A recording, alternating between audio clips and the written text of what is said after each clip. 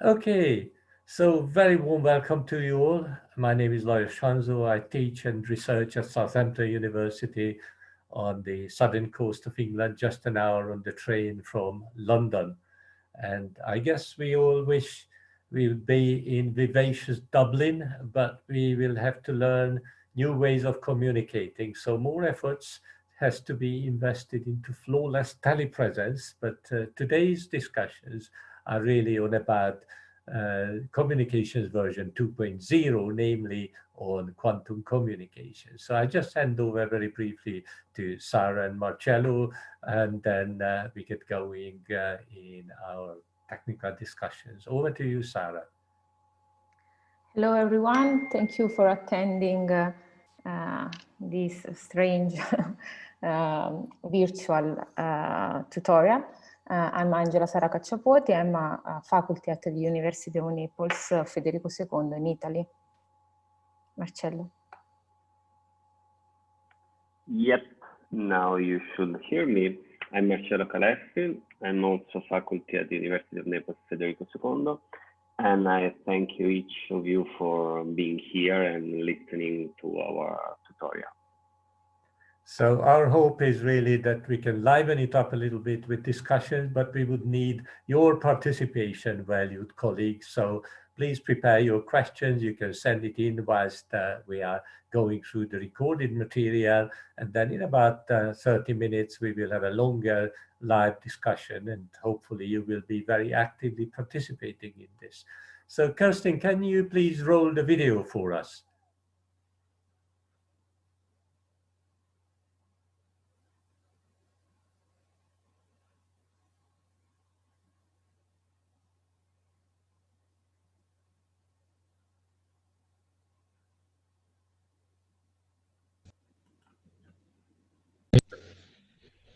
Dear folks, it's my great privilege to talk to you for the next 3 hours or so, and I hope you don't mind if I try and make it as lively as though we were together in the same room in vivacious Barcelona. The subject of this little webinar is quantum signal processing and communications with a glimpse beyond Moore's law. And let's face it, signal processing has reached a plateau and we are looking for new frontiers. The presentation is really based on a collaborative effort of a number of professional friends and colleagues, Angela Sara Cacciapoti, Marcello Caleffi, and Dimitrios Alanis, Zunaira Babar, Panagiotis Botsinis, Darius Chandra, Hong Kyung, and my old friend Michael Ng from Southampton University. So if the subject is of interest to you, please visit our website where you find lots of related papers. And without further ado, let me just very briefly introduce the contributors. As I mentioned, Sarah and Marcello are contributors from Naples, and they're both professors and teach and research in quantum communications. And the other colleagues are at Southampton University. Down at the bottom right corner, this is Dr. Ng. He's an associate professor and he's been there for 20 years. And the rest of them were initially PhD students and then they all became senior postdocs. And so we have had a lot of fun together working on cutting edge research issues in quantum communications. So let me continue with a historic preamble, more of a kind of marketing nature rather than a very deep technical and signal processing oriented nature. But as we progress, we will delve into much more detail. So who are the founders of our field? Well, we all know these gentlemen who have tremendously contributed to the wireless communications field. And so James Clerk Maxwell really set up the foundations of electromagnetic waves and propagation. Marconi is the entrepreneur who first demonstrated the feasibility of radio transmissions across the Atlantic, and then, of course, Einstein and Claude Shannon need no introduction again. So in some ways, the talk that we are kind of sharing today are centered around an amalgam of their inventions. Of course, don't worry, we will not go back centuries in terms of history. But to remind you, it's just been a year that we met up in Brighton for ICASSP 19 along the South Coast here in the United Kingdom. And I teach and research at Southampton University. Hope you can see the mouse, although I know it's just a little slow in response through the networking issues. But this island is the Isle of Wight, and from this western corner of the Isle of Wight, Marconi set up a transmitter, and his signal was received in Newfoundland in Canada. So there's a plaque both sides of the Atlantic, and we're very proud that we could almost like say this is the closest wireless communications team to that historic event near the Isle of Wight. So let me continue by really just saying again that I teach and research at Southampton University along with a number of those researchers whom I introduced to you. And I do have a classic outline. However, this is really something that allows us to keep track of time. So I will introduce some quantum basics, and then we will look at a couple of examples and talk about the future, really on an inspirational note, hopefully, as to what open problems we as a community could solve together. I wish really we were in Barcelona together, but this is not possible in the current climate. So still looking at a historic preamble, you might recall that it was in 1965 when Gordon Moore set up his empirical law, in which he basically said that every 18 months the integration density doubles. And so according to these trends, we have enjoyed an enormously enjoyable ride, innovating in signal processing and applied signal processing. And now the corresponding advances in nanoelectronics have reached a stage where we are entering the nanometer scales. And so whatever we do, we can't actually avoid the quantum effects. Of course, we could still have a couple of other options. Perhaps we should say no more sophisticated signal processing, no more megaflops, or alternatively, we could actually just say, okay, so let's make the chips a bit bigger. But the trouble is that the chips start to break up, so the yield goes down. And hence, the third option is really to look into quantum computing, quantum signal processing, and quantum communications, quantum radar, etc. And a little more about this as we go along. Having said all this, I am enthused about finding out the answers to many, many open questions, but I am somewhere in the middle, and I'm not claiming that quantum computing is just around the corner. Quantum communications is, however, much closer to commercial reality, because quantum key distribution is already available on the market in a box. So let me continue and say a few words about the nature of research. We are all kind of familiar with this hype curve that I downloaded from the above website.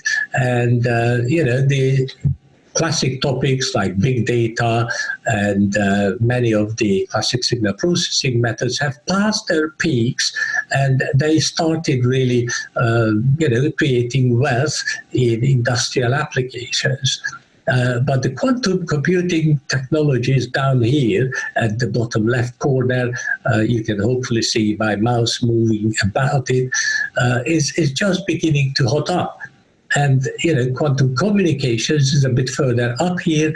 And my hope is that, dear colleagues, you would join this huge momentum, which is enveloping the whole globe now in the world of signal processing, physics, computer science, and so on. So there are pros and cons in quantum signal processing, and this is really what we're going to be talking about in the spirit of the Chinese yin yang. We try to explore the pros and cons. There are myriads of questions, but what about the answers? Well, we do have a lot of answers now, and we are reaching some sort of maturity where, for example, D-Wave is offering a 2048 quantum bit computer on the market. So we will look at, how we would define quantum computing and quantum communications. What are the pros and cons? What are the most challenging limitations imposed on quantum computing, and how, as well as when, they might actually be mitigated. And in this context, of course, quantum coding plays a very important role. So we will talk a little bit about quantum coding as well. But what are the stumbling blocks? How well we can mitigate these. And so, often we think about, what sort of research can we do when finally quantum computing becomes commercially available? Having said that, I will come back to this, but the IBM quantum computer is already in the cloud, so thousands of PhD students could be playing with it, programming it, etc. Compelling applications, etc. But there is a very important line of research, namely to look at what is called secure direct communications, because the quantum key distribution principle really inherits the old classic crypto system philosophy. It's a key negotiation and distribution protocol as opposed to communications protocol, whereas quantum secure direct communications envelops all in an integrated process. It really goes back a good 20 years to a famous paper by Professor Guilou Long and his colleague from Tsinghua University. So that's kind of, the state of the art at a glimpse, but the dream, quantum wireless futures, is really something where we end up with perfectly secure communications right across the globe for all the remaining 4 billions being connected within of ultra-reliable quantum internet connections. And so there is really a huge open research field out there. We are reaching the end of communications version 1.0 and the beginning of communications version 2.0. So terrestrial systems, planes and drones, high-altitude platforms, satellite communication systems, all will have to be integrated, and eventually we will have to render them perfectly secure with the aid of quantum principles. But what is the fuel of research? Well, how can we turbocharge quantum research? This is really just a picture of a turbo engine where the philosophy is that we suck in hot air and we accelerate the burning of the fuels in the interest of better exploiting the energy stored in it. And so if we look at the fuelless research across the globe, although this slide is a little bit out of date, but as you see, right across our global village, there's a lot of quantum activities taking place now. As I said, this ends in 2015, and in the past 5 years, a lot more has happened. So I will not linger on these numbers, number of people and investments, but I'd rather talk about, where it's all going.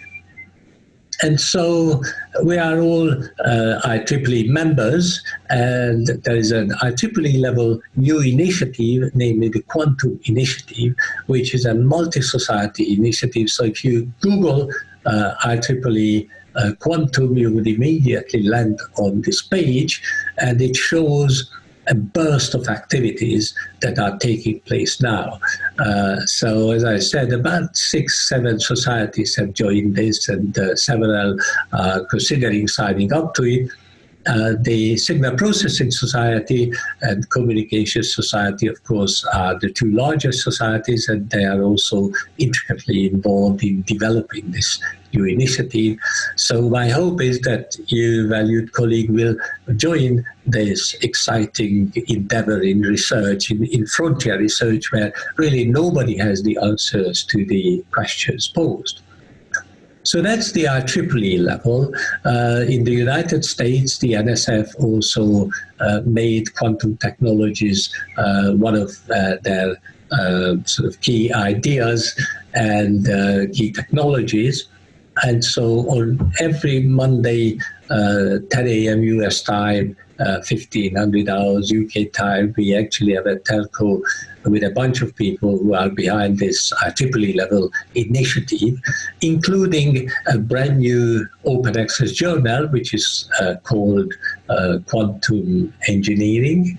And ultimately, this journal is now accepting submissions, and my hope is that the Signal Processing and Communication Societies will be one of the largest contributors to this new initiative. And finally, in the Communication Society, there is already an emerging technical committee, and there's about 450 or 500 members, and so the initiative is growing quite successfully. And in the RCC conferences, we will from now on have regular quantum communications track. So I hope to see the same in ICAST from next year onwards. So what is quantum computing? Would it ever happen at all? So let's really just continue and talk about the past for a moment.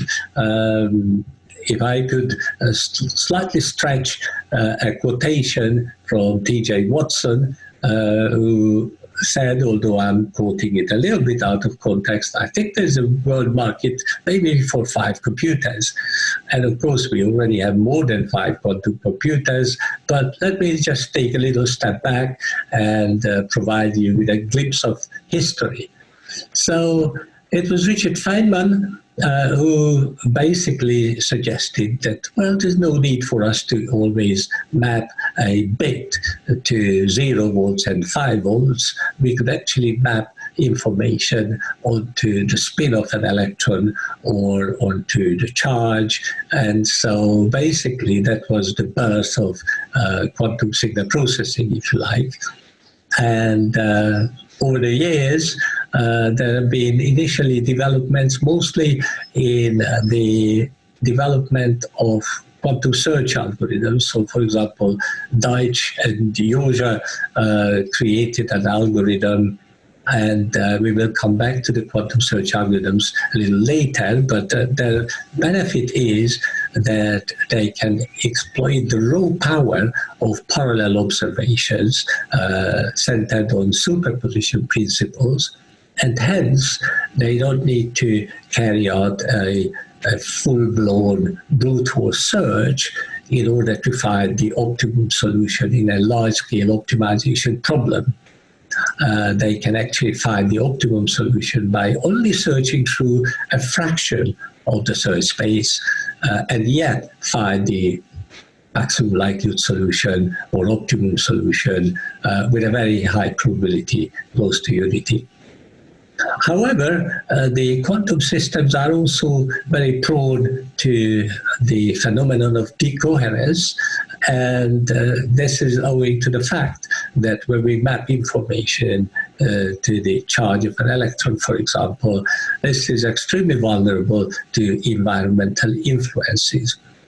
And so it was Peter Shor who conceived the first quantum code for protecting the vulnerable quantum information.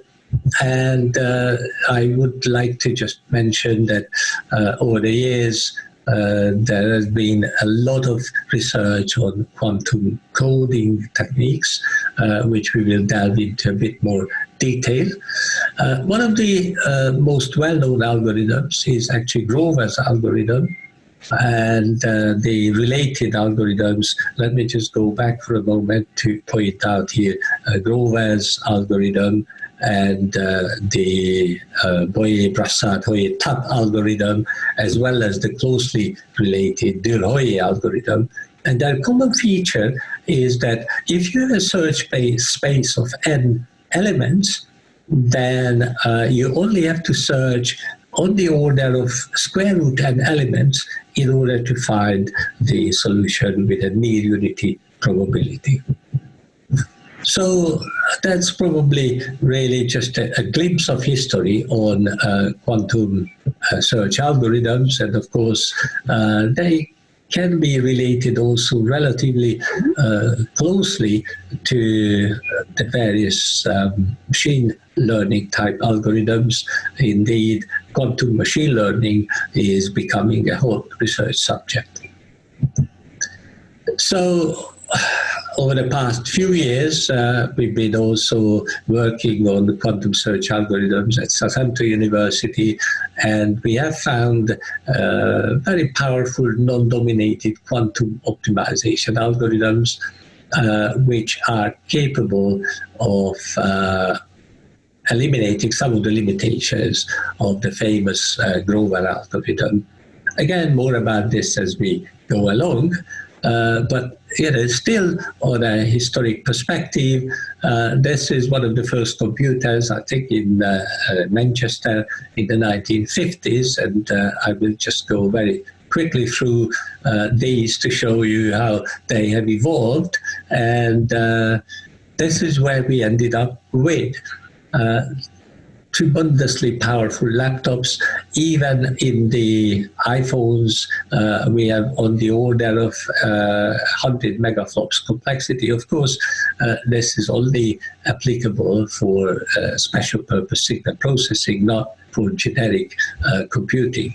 But nonetheless, if you compare these computers with today's computers and portable appliances, the second generation mobile phones required about 20 megaflops complexity for completing their operation of coding up, for example, a speech segment.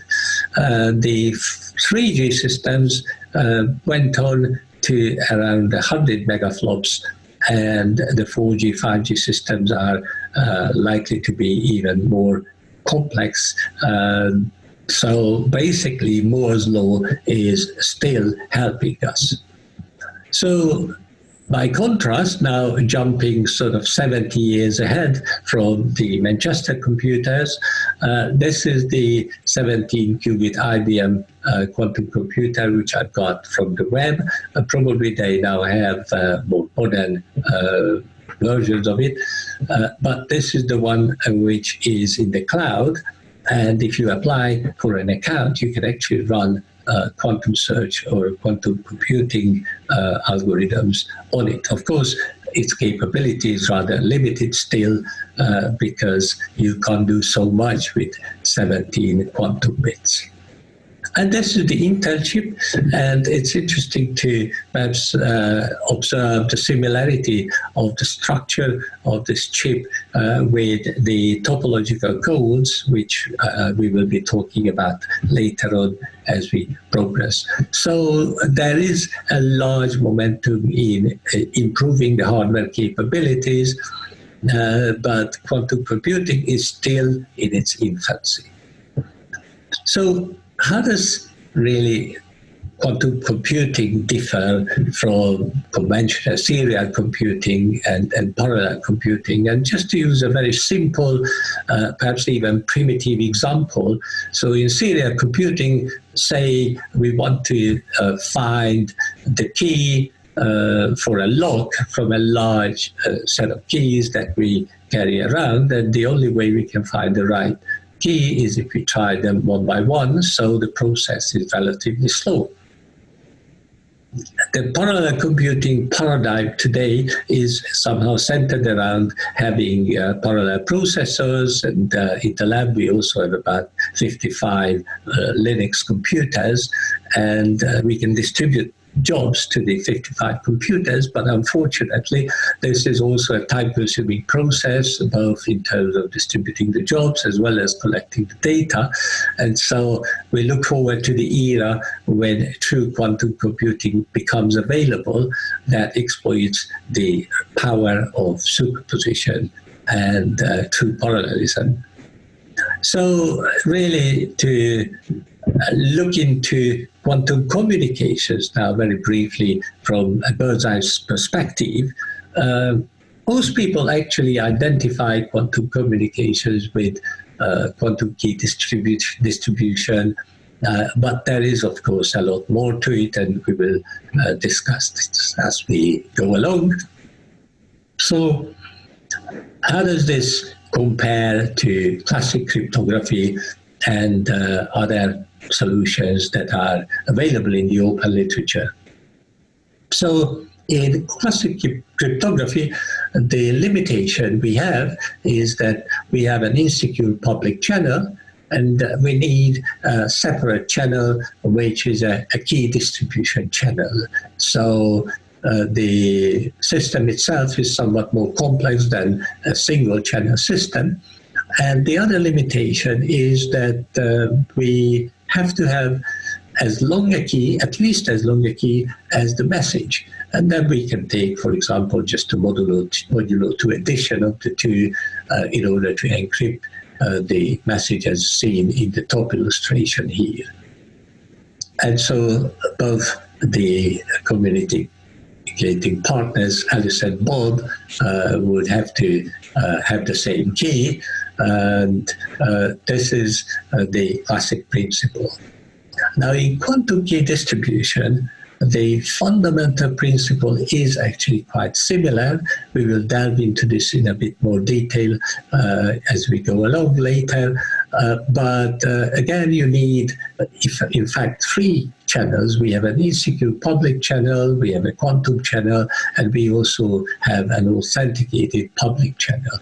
So there's quite a high price to pay, really, for ultimate security. So, as I mentioned earlier, there is this quantum secure direct communications principle, which was invented by about 20 years ago by Professor Guilun Long from Tsinghua University with his colleague.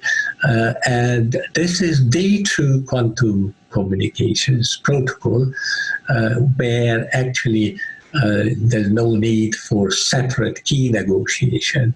And so you would find worked examples at a low pace in the papers down at the bottom. But we will go through QKD example in the next part of the overview. So, as I mentioned, quantum key distribution is already close to commercial reality, and this is a very famous verification experiment from the University of Science and Technology, China, in Hefei. They namely demonstrated quantum key distribution over a distance of 1,200 kilometers between Lijiang and Delinga, and they used free space optical channels. This is just the greasy hardware, as you would expect. Again, obviously, it's a rudimentary hardware, not ready for commercial exploitation as such, because it was a university project.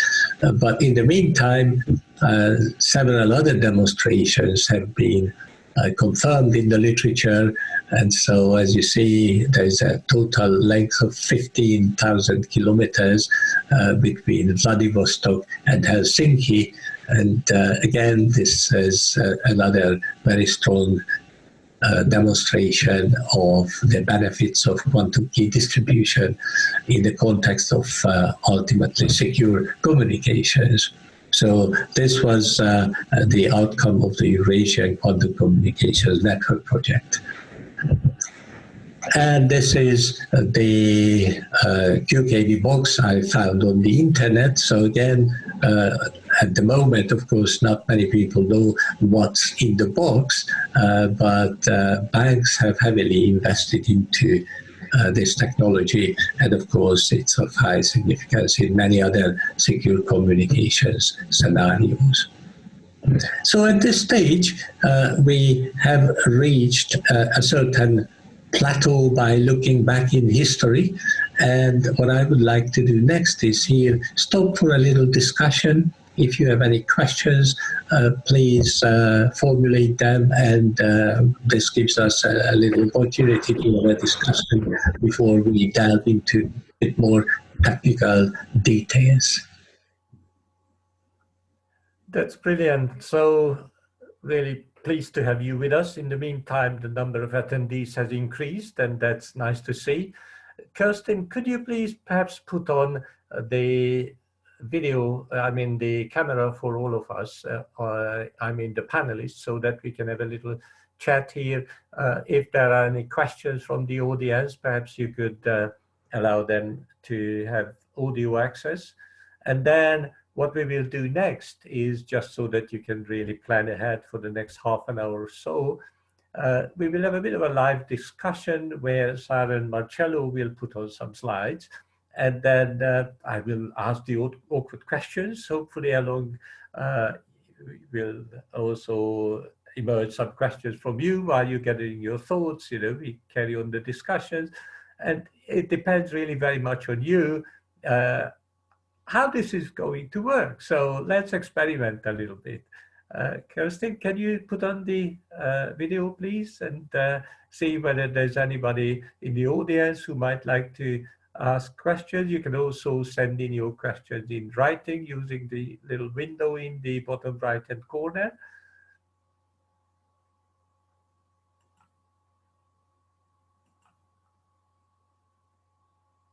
Hello, anybody there? I think that we are here, meaning Marcello is here, yes. And we have a question from Davide Dardari. Okay. Wait. Can you read it out for everybody to hear? No, he raised his hand, and but we need help from Kirsten so that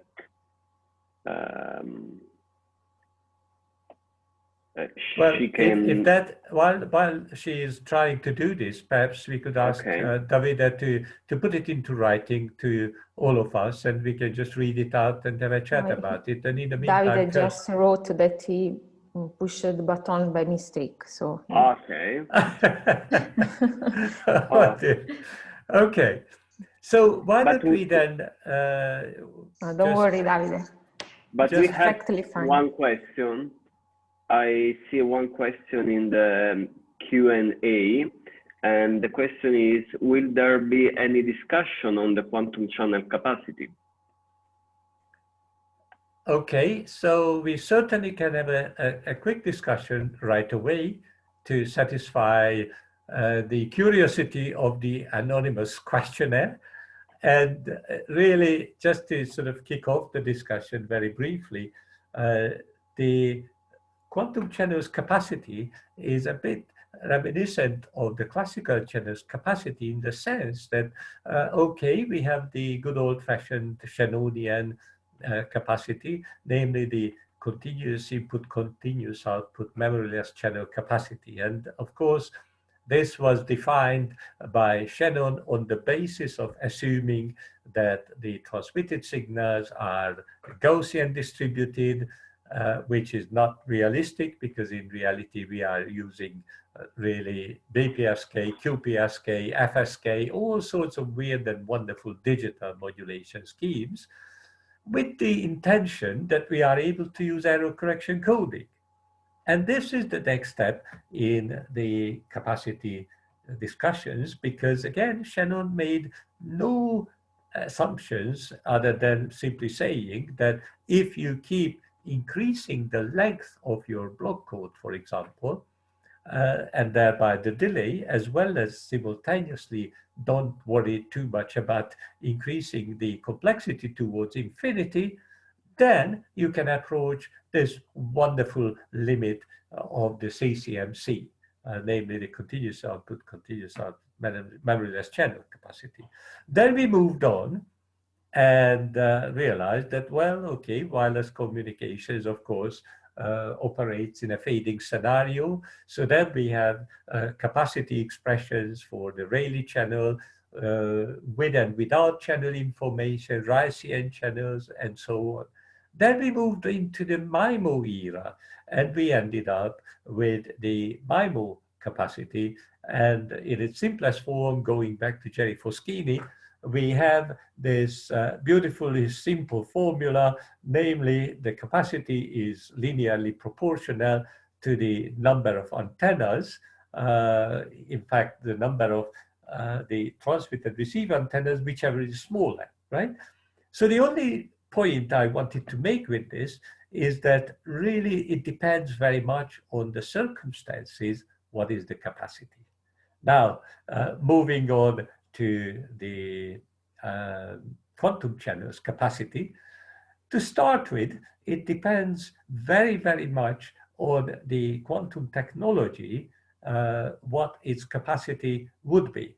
So similarly to the classical domain, we would have to make certain assumptions so that we can derive capacity expressions. And as we move into the second part of the sort of afternoon, we will be looking at quantum codes and quantum channels.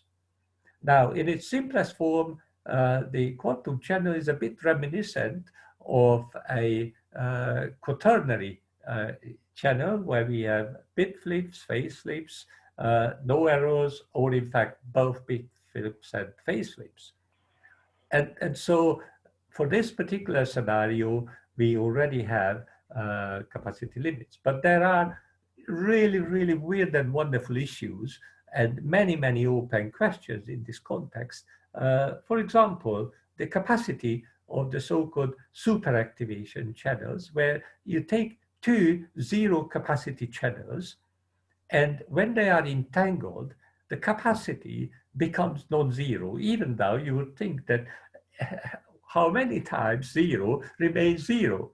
But in case of the superactivation, the capacity is no longer zero. So my hope is that I have given you just a little bit of an insight as to how complex your question was, wonderfully insightful, but it would take us really the whole afternoon to talk about this in greater detail. So we will just very briefly highlight the issues related to quantum channels, and then perhaps we get a chance again to talk about this during the second break. So let me stop here and ask the audience. It seems like there's some more questions. What is the expected latency in quantum communications? I hear it is instant, i.e. zero. Amazingly nice question. Let me just pause for a second and see whether Sarah or Marcello want to comment, or whether you would like me to comment. I do have sort of answers to this question, but I don't want to dominate the discussion. The more the merrier. Well, I think that this anonymous attendee, because I see that there is no name, I think that is mentioning the effect of the entanglement, but on the quantum channel, the latency is not zero, because you need to send, every communication protocols needs also a classical infrastructure. For example, in the teleportation protocols, you need to send 2 bits on a classical channel. So the latency in quantum communication is not zero. Maybe the misunderstanding is due to the entanglement, the effect of the entanglement that usually is reported by citing Einstein quote, meaning this strange phenomenon for which it seems, but it's just apparent that the information can travel with a velocity that is higher than the speed of light. So, but also for this, like Lajos mentioned before, answering properly to this question require a long discussion. But I hope that with this brief... Marcello, do you want to say anything as well? While Sarah was talking, I share a slide that maybe can make easier to answer to this question, which is the following. There is this teleportation which allows you to move. We are here very oversimplifying, so I'm trying to make as simple as possible at the price of being formally correct. But let's say the following. It is true that you can move instantaneously quantum information, but in order to access to this information, you need to transmit classical information as well. Can you see the picture that I'm trying to share with you? Yes. I'm sure everybody can see it. It's beautiful. Okay, perfect. So there is this classical link, which is a fundamental requirement to share entanglement, which is the basic communication resource in a quantum network. So if you want to use that quantum information in a manner that is meaningful, like Sarah said, you need to wait that the classical information reach the destination as well. We can discuss more later, but let's say in the following. It's a misconception that you can instantaneously move information, because if you do so, you are violating Einstein's relativity. I don't know if this is... I think that was beautifully put, Marcello. Obviously, given how constrained we are with flawless telecommunications, this was a perfect answer. And I just add one more little thought to this, really, again, that this misconception would also violate, as you said, relativity and the speed of light. So quantum communications cannot violate the speed of light. Okay, and the beautiful thing in this is that it is true we do things in preparation for teleportation, for example, and maybe the word is what is so misleading, that teleportation would imply a zero delay, but in order for teleportation and entanglement to work, you have to do all these other things in preparation for that. Right, and so this slide indicates this really in a nice way. So let's see whether there's any more questions, and maybe we could take one more question, and then you could actually keep up the slide perhaps, and maybe let's get going with your slides, Sarah and Marcello, and if I can stay unmuted,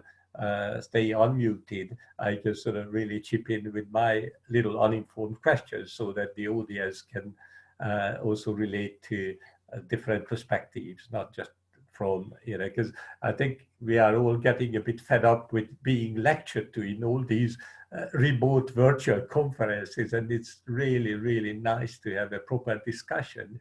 The way I think about this is that the chances that all of us who are online right now ever meet in the same room is infinitesimally low, to use dirty technical language.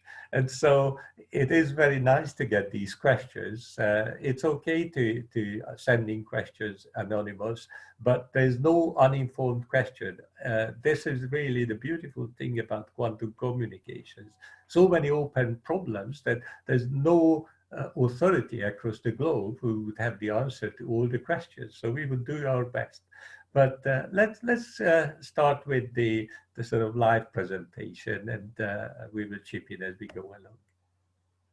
Okay, so Lajos, do you want to start with the presentation if I get you right? Yes, and you could ramp it up wherever you want to Let's keep it, sort of as a live discussion, at least amongst the three of us for the time being. Please get going. Okay. But so during the video presentation, you mentioned how quantum communication seems to have a slightly higher TRL, meaning they seems to be in the present time more practical or less hard to achieve than quantum computing, right? That's true, Marcello. At least, again, there's no particular, tangible metric which would allow us to claim this. But nonetheless, when something has been demonstrated on the scale of 15,000 kilometers between Asia and Europe, then we could argue that this is like a field experiment, and so is the satellite experiment, right? Right. So stemming from this, if we look at the players of the quantum technology market, we can see that we have all the big IT, meaning computing players, right?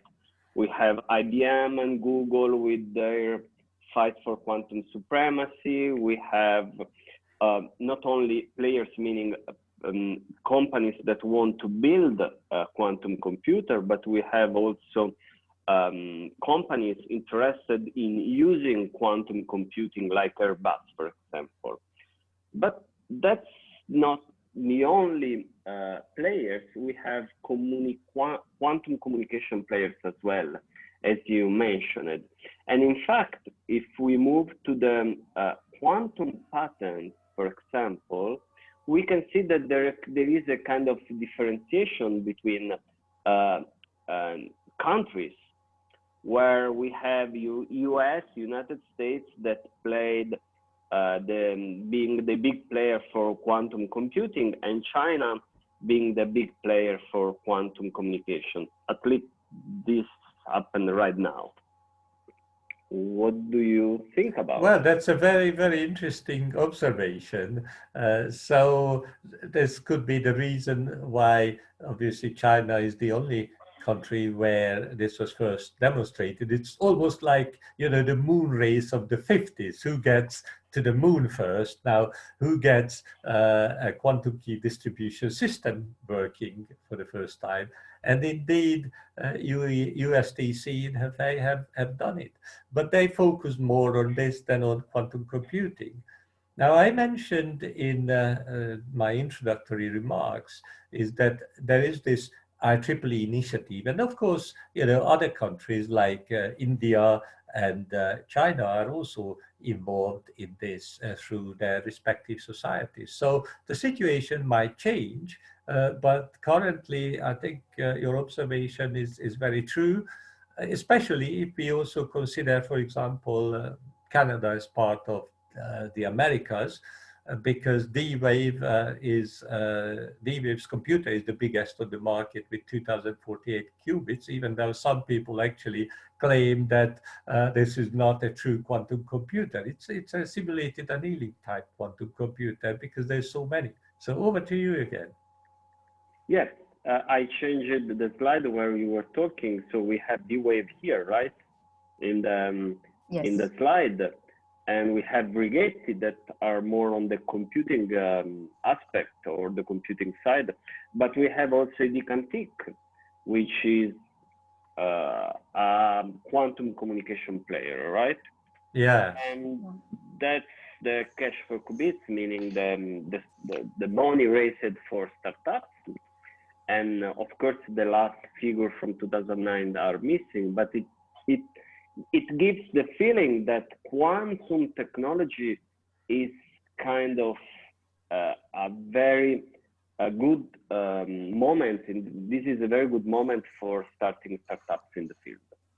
Also, because if you compare the last 2 years that we show here, 2017 and 18, you can see that the founding in a private company that came from mainly from startup, university startup, are 4 times more than the first 2 years. So also the investment from private people is a way to underline the attention in this area. Yeah, so in terms of investment, oh, you're coming to that. Then I just head back to you, Marcello. Yes. So we have European Union, but maybe Sarah, you can comment on this slide, which gives the idea of where is quantum technology going from an academia perspective. Come back to the previous slide, because yes, in sure. this slide is the picture. There is the picture in 1915. So you can see around the world we have 1.5 billion invested in research, in quantum technology research without any classification. And you see almost 1/3 of these investments are in Europe and also in China. And then in the next slide, you can see the updating to now. As you can see, in Europe and the United States were launched 2 twin projects with 1 million euros, more or less, in 10 years to fund research in quantum technology. But if you see the data from a single country, Germany, this country is investing 600 million because in 2 years, because it was signed a contract with IBM. So there is a huge interest in this area, also stemming from this huge investment from countering, but also, as you see from the previous slide, from private investors. And what now I will ask to Sarah, this is a rhetoric question because I know the answer, but I will ask to Sarah. It seems that quantum computing has a lot of attention. So is there space for communication in these initiatives?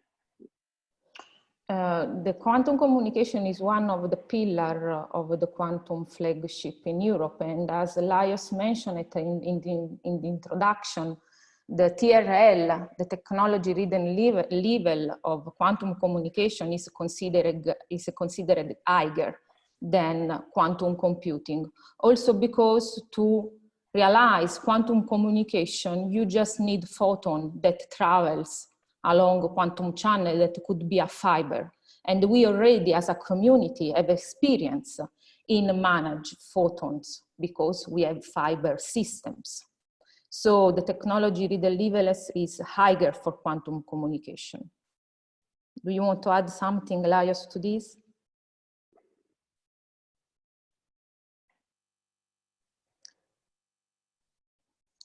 Can you hear me? Yes, we can hear you. Okay, and another thing that I can add to answer to your question is that if you go inside the document that describes the quantum flagship in Europe, you can say that the committee individuates an ultimate goal for the quantum flagship. And this ultimate goal is indeed the quantum internet. So a global quantum network able to distribute entanglement and to transmit quantum bit, so the equivalent of the classical bit, but with a portfolio, with an higher portfolio due to the law of quantum mechanics.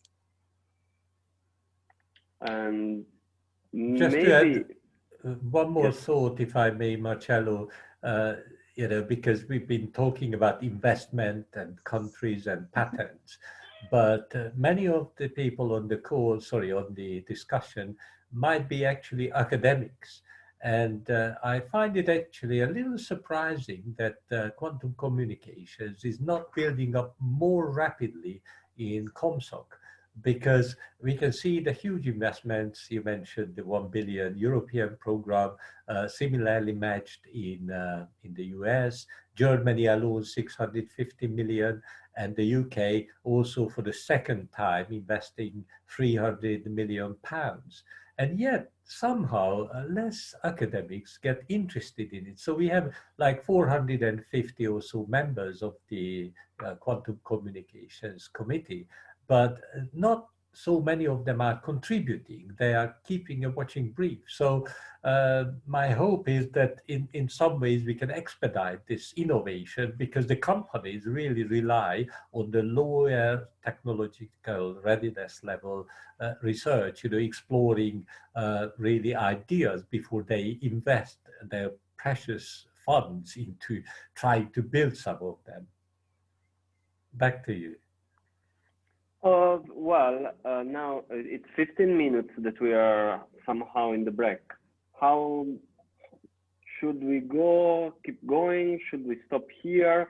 Let's see whether there's a couple of red questions coming. Yeah, so what we could do is 4 of them. So why don't you read them out, Sarah or Marcello, and then we can chat about those.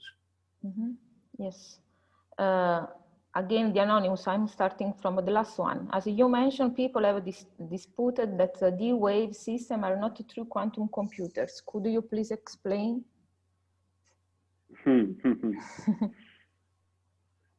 Well, I think ultimately they keep things very close to their chest. And so in a way, there's this ongoing debate right across the industrial community, which particular technologies are the most promising. And currently, there's really no consensus as regards to which would be the technology of the future. But what is clear is that D-Waves are the only company who have been able to reach this high number of quantum bits. And this is finally something which you can actually do useful computations with.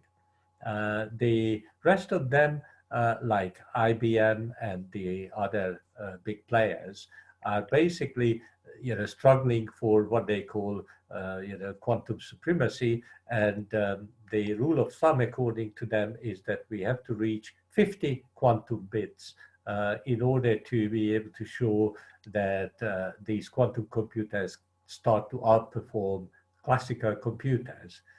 And so for this reason, IBM and the others rather try to increase the number of qubits they can handle instead of really increasing the fidelity of those qubits. Now, fidelity in this respect in the physics community is kind of synonymous with the reciprocal of bit error ratio. So bit error ratios, for us in the communications society is second nature.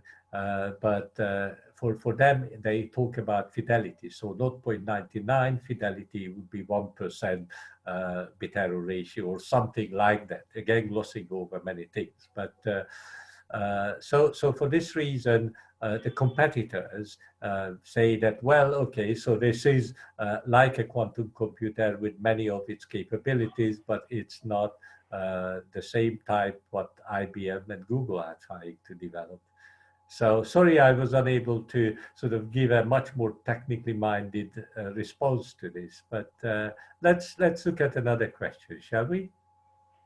Yeah, if I can just ask just a short comment, that we can summarize the difference between D-Wave and IBM in the following. IBM is a general quantum computer where you can somehow program like a classical computer, whereas D-Wave is a different platform and you need to find a tricky way to map your problem into D-Wave architecture.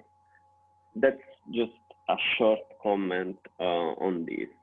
But let's close the answer. And the next question is, you're welcome. Let's reply to ICC 20 because yep, sure. Because it's a different guest. So what about the stability of such channels? Can entanglement be maintained reliability without enforcing extreme condition, yes, extreme low temperature. Well, here there are two different problems. One problem is related to the generation of the entanglement. The other problem is related to the distribution of the entanglement. So to distribute the entanglement, you can use, of course, a quantum channel. You can use photon. And the entanglement, as Marcello and Laios mentioned before, every quantum state are subjected to a quantum noise that is very special for the quantum domain, that is called decoherence. So this interaction between the quantum state and the environment. This interaction causes a degradation of the quantum state. So also the entanglement is subject to this degradation. So one, as I mentioned before, one problem is related to the generation of the entanglement. Since you have many technology, as Laios mentioned, to create a qubit, for example, IBM utilize, or also Google utilize superconducting technology, but you can have also different technology like ion trap technology. So low temperature, extremely low temperature are used in systems that utilize superconducting, for example, technology. But then when you have to distribute the entanglement, you send a photon on a quantum channel. Again, I'm oversimplifying just to get the idea. And the entanglement is subject to a degradation that increase exponentially with the distance. So to have a reliability that is good enough for our application, you need to put between, for example, two very distant communication node, a device that is called the quantum repeater. This quantum repeater implement, for example, a process known as entanglement swapping that, again, as by oversimplify, allow you to somehow maintain this reliability in the entanglement. Marcello, do you want to add something? Well, as you said, extremely low temperatures within the quantum computers, but for quantum communications, we are using photons, and photons hardly interact with the environment. So we don't need to keep low temperatures for quantum communication. So there's one more question perhaps which we could take, and then we continue perhaps a little more with your presentation and discussions, and then we dive into more details. So there was this question on, can we, or how do we build, emulate, simulate the qubit encoding over a classical computer? And so obviously this is a grave question. Because currently the only quantum computer we have access to is the IBM 17 qubit computer. So if you, valued colleague, are interested in this, then you could actually get access to the IBM computer. It's a relatively low maintenance, a simple procedure, but you would be limited to playing with sort of low complexity operations. The other option is indeed, as you say, to simulate a quantum computer, and simulations always have limited accuracy. So we would have to simulate every single phenomenon step by step. And you know, in our research team at Southampton, this is what we have done. And unfortunately, this is a slow process. So sometimes we actually had, not kidding, 1,000 jobs going in parallel on our parallel computer called Iridis in order to get results at a reasonable speed. Now, I've seen also some news flashes about a German experiment in which they simulated a 50 qubit computer very realistically taking into account all the decoherence phenomena, etc. But this is where I think, again, going back to the introductory remarks we had, quantum communications is, and computing is in its infancy. And we used the old Manchester computer of the 1950s to represent where quantum communications is today.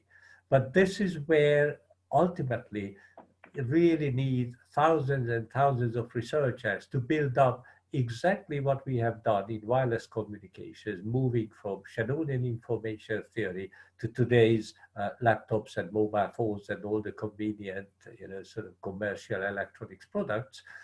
And it will hopefully not take 50 or 70 years, but it depends on the amount of investment and the amount of academic interest in the community.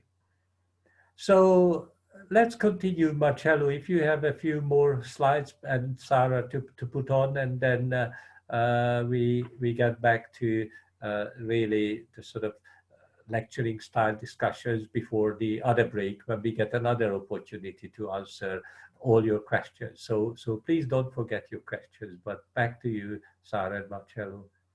Well, we may just jump to this slide, just to finishing to answer to this question. Here we used the IBM platform to perform experiments. So this is not simulating, it's not emulated, but it's actually real world experiment. And as you can imagine, that's not easy. You cannot implement very big processes or very complex processes. But this is, for example, the noise that we measure on IBM platform to teleport a qubit. And these are real world experiments. It takes some time, but I would say that the IBM platform somehow changed at least our feeling, because we had the opportunity to perform experiments. Because as everyone knows, one thing is the theoretical results that you have by writing down your math, and another aspect, another thing is to perform experiments. So for example, just to commenting, we were sending here the qubit 0, which is this point in the high part of the sphere. And what we obtained by doing this experiment was the distribution of noise, which resembles normal distribution. This is the thing that you can do with a quantum computer right now. I don't know if Sarah wants to add something. No, but he asked over a classical computer. So it's important to underline that these experiments are performed on the IBM platform that is actually a quantum computer. So right. We already have a quantum computer. And the problem about the supremacy was to construct a problem that can be run on a quantum computer and can be solved, instead of can be solved while on a classical computer it cannot. And actually Google at the end of last year achieved this goal. Yeah, that's great. So Sarah and Marcello, would you like to just perhaps address one more aspect before we sort of carry on with the more kind of one-way lecturing style, because our time has gone on a little bit. Yeah, but we can start with the recording and then come back later. Okay, yeah, actually that's a very good idea, because there's so many things to discuss, and in the meantime we have received some more questions and hopefully we can gather some more momentum. So we would like to encourage you again, colleagues, to send in your questions, because we want to make this, for you fun and sort of personal as well. So Kirsten, can you roll the second part of the video, please? Yes, Lajos, would you mind giving me host access again? Okay, you assigned it to me, have you?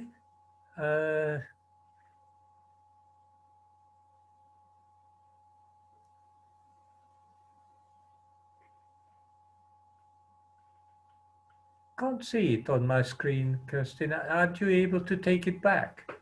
I'm not. I gave you host access. You can just Oh, dear. right click. You can right click on my name and have, you can press make host. Okay, that's a good idea.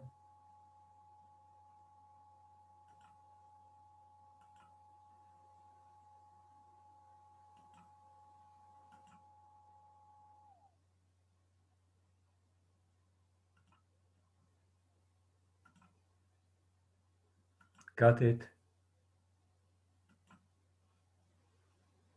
Have you got it? Yes, yes. she Okay, got it. excellent. Yes, I got it. Just give me 1 second. I'm going to go and roll the second video. That's okay. There's no hurry here. People are gathering their thoughts. Hopefully it was thought-provoking enough.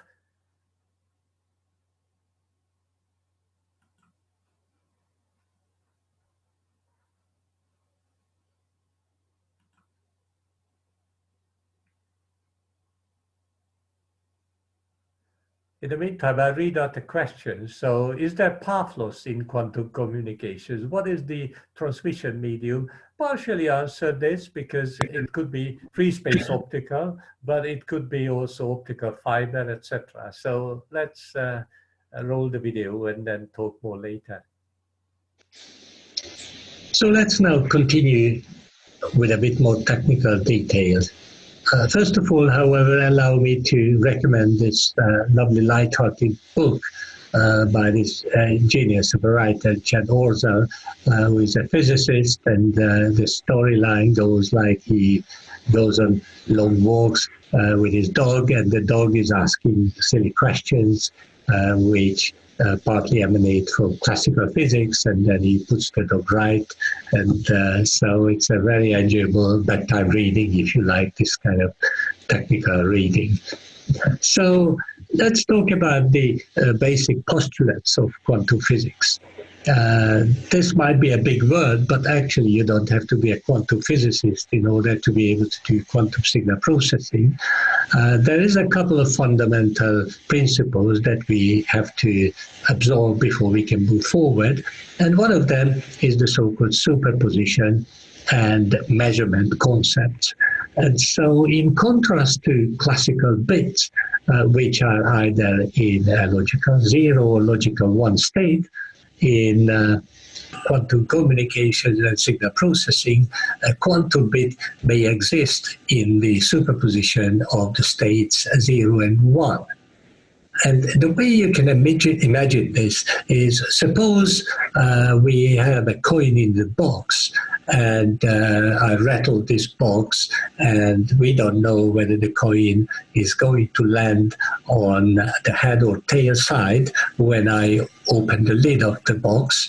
And so as long as I'm processing it by rattling the box, in other words, as long as I'm applying quantum domain signal processing operations to it, then it is in the superposition of these two states. And then when we measure it, I emphasize again, this is a bit of a funny word perhaps for engineers, you can use instead observe it, then it collapses back into the classical domain. And so basically then you can no longer process it in the quantum domain.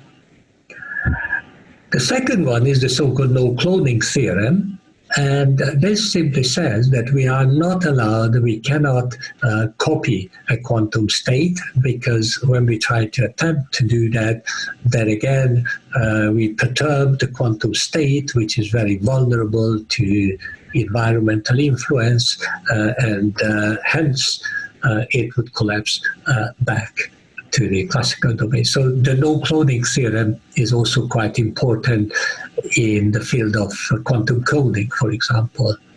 And entanglement is the third one, which is again something that we will come back to later on as we progress. So the superposition has this famous demonstration. Schrödinger's cat is very well known in the community, but it's a bit of a cruel story, so I will not elaborate on this. But you could also almost like imagine if you go to a party and you shake hands with literally everybody, so in a superposition of being linked with several people at the same time. But from a technical perspective, we could actually say that we have an electron here which is orbiting around the nucleus. It has two legitimate energy states. Quantum mechanics allows the electron to be in an arbitrary superposition of these two legitimate energy states. But when it is observed, then it may only be found in one of the two legitimate orbits. So that's really a superposition. Now, from a slightly more kind of engineering-oriented perspective, I already mentioned this example of spinning a coin in the box. And if we use the formalism that is often used in the world of quantum physics, a quantum bit is described with the aid of the so-called ket notation, and allegedly this comes from the word bracket. So the second half of the bracket word is used in order to indicate a quantum state, and so we have a probability of heads and tails being A and B, and of course the probabilities always have to add up to unity. And so if we have more than one qubit, because after all, in order to do anything useful in signal processing, we have to have a certain number of number of bits.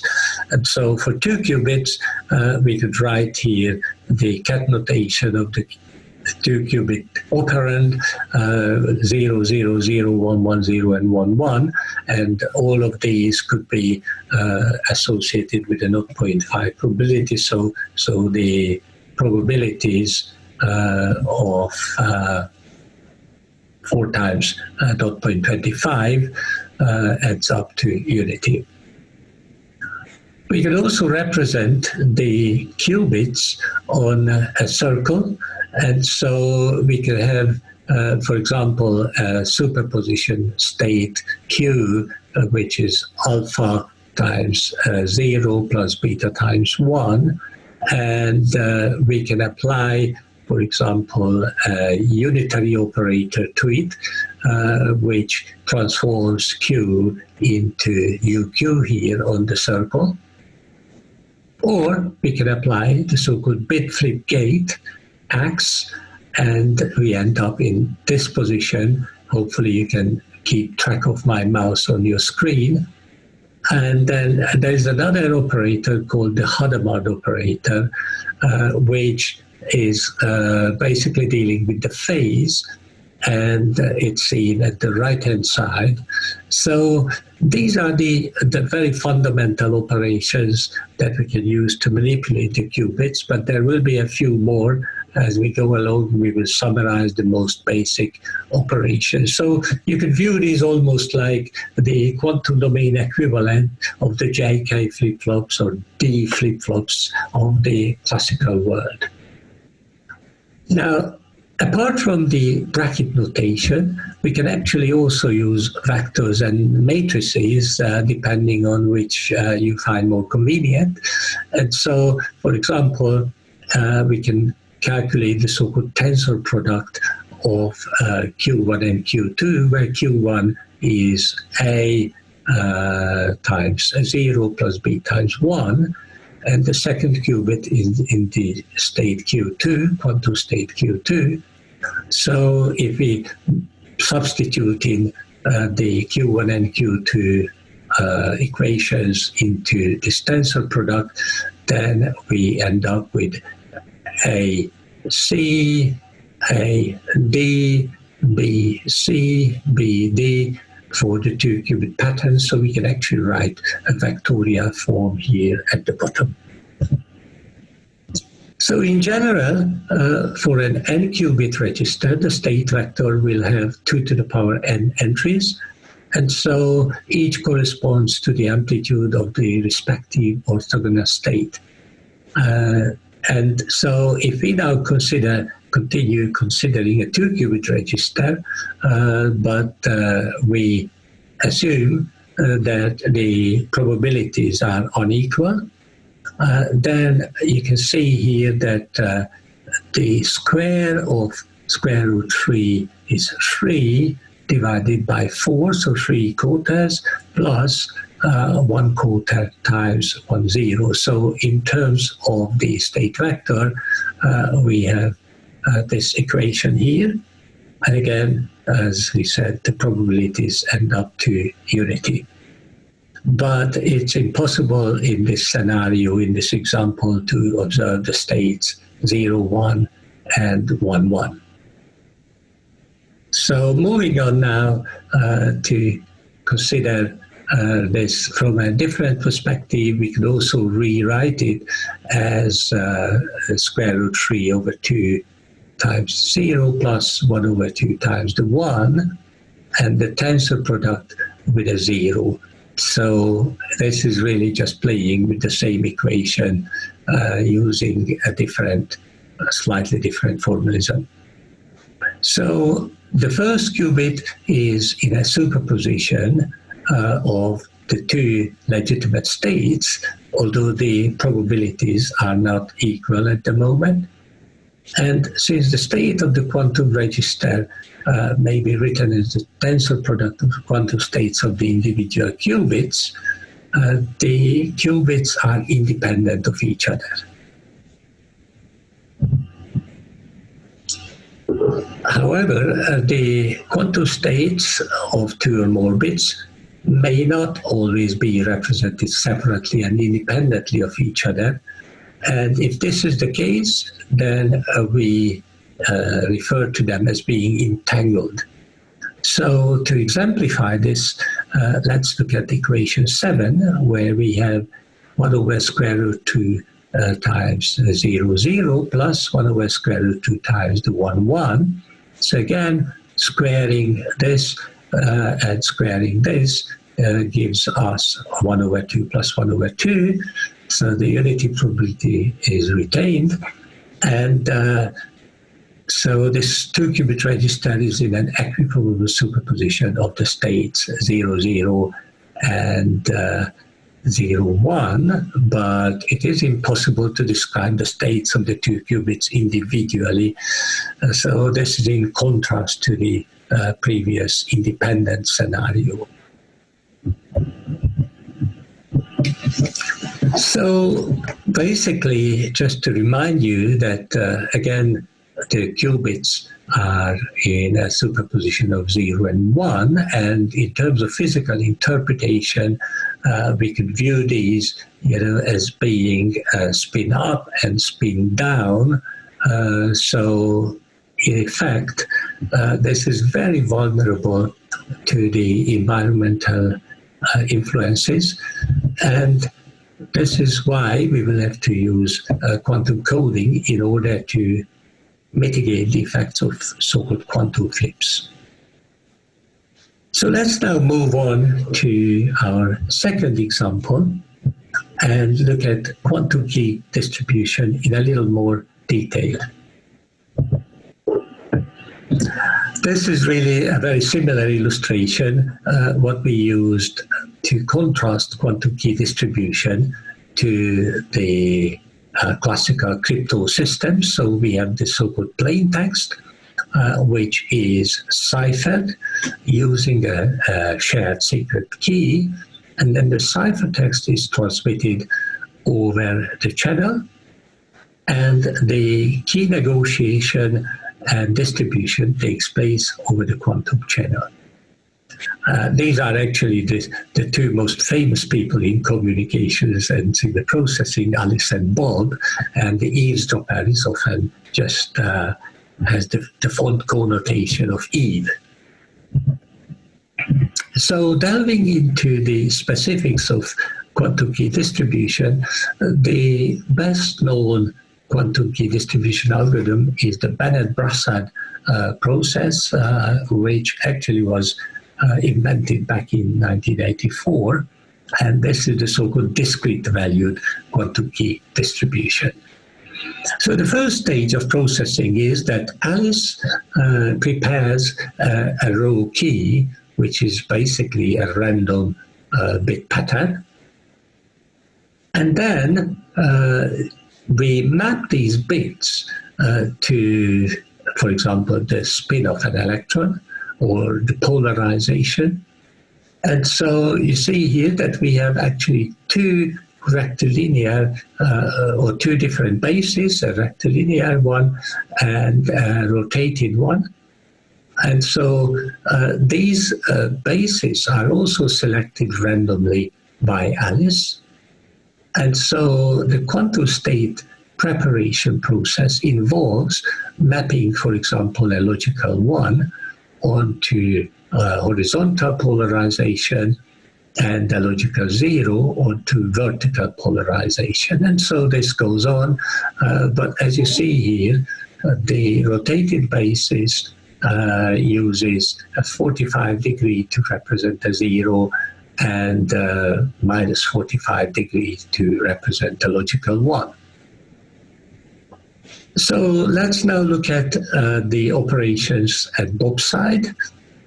Bob also coins his random measurement basis because he is unaware of the basis used by Alice. And so you see here that in some cases they agree. The green indicates when they happen to agree because 50% of the time the random selection between the two would match. But then there is also cases where it doesn't match. So you see, for example, the second position here. And so then the quantum state detected using the wrong basis results, of course, into the wrong output. And so you see the red positions where Alice was trying to signal a logical 0, but Bob received a logical 1. So we have the green and the red states. And now we move on to what is called the classic post-processing. And so the secret key is basically generated from those positions where we had an agreement. And so ultimately we end up with less useful key bits than Alice originally generated. So the row key has more bits in it than the secret key. And then we move on to what is called information reconciliation and privacy amplification. And so the first stage, information reconciliation, is essentially based on correcting the impairments, the effects of impairments imposed by the channel. And privacy amplification is a process in which we actually discard or disregard some of the key bits, again, in order to confuse the eavesdropper. So I obviously glossed over lots of fine detail here, but if I may recommend to you these two papers, you would find very detailed worked examples that would help you go through this at your own pace. And so there's a brief summary of the steps here in this slide as well. So the next question arises really, what are we to do, Dr. Einstein? What is the future? How do we progress quantum signal processing? And so we are now arriving at a stage where we can start looking at our example 3, namely quantum coding for depolarizing channels. So, first of all, what is a quantum channel? Where is this channel? Let's talk about this a little bit. If I could just use our experience in classical communications, the often quoted Gaussian channel is actually not necessarily a transmission channel. What we're talking about is the Brownian motion of electrons in the receiver. And similarly, the quantum effects basically corrupt the quantum information owing to the environmental impact. So similarly to classical signal processing, we could use channel encoding and channel decoding in order to mitigate the effects of decoherence. So World War II, in very simple terms, about the effects of environmental decoherence. The typical channel models that people use in their research are the so-called amplitude damping channels, which adequately mimic photon emissions, the phase damping channels, which can be used to represent photon scattering. And then there's the very often used and rather popular Pauli channel, which basically is a channel that inflicts both bit and phase slips, either in isolation or both at the same time. And so if we take a further step, one of the most popular channel models is the so-called depolarizing channel, which imposes equiprobable errors. But there are, in reality, asymmetric channels, probably many more asymmetric channels than symmetric channels. But depends very much on the specific technology, whether the bit flips or phase flips are more likely and what their probabilities are. Now, we could sort of set up a parallel with the classical domain where we have the well-understood Rayleigh channel model. We have the Nakagami channels and the kappa mu channels, etc.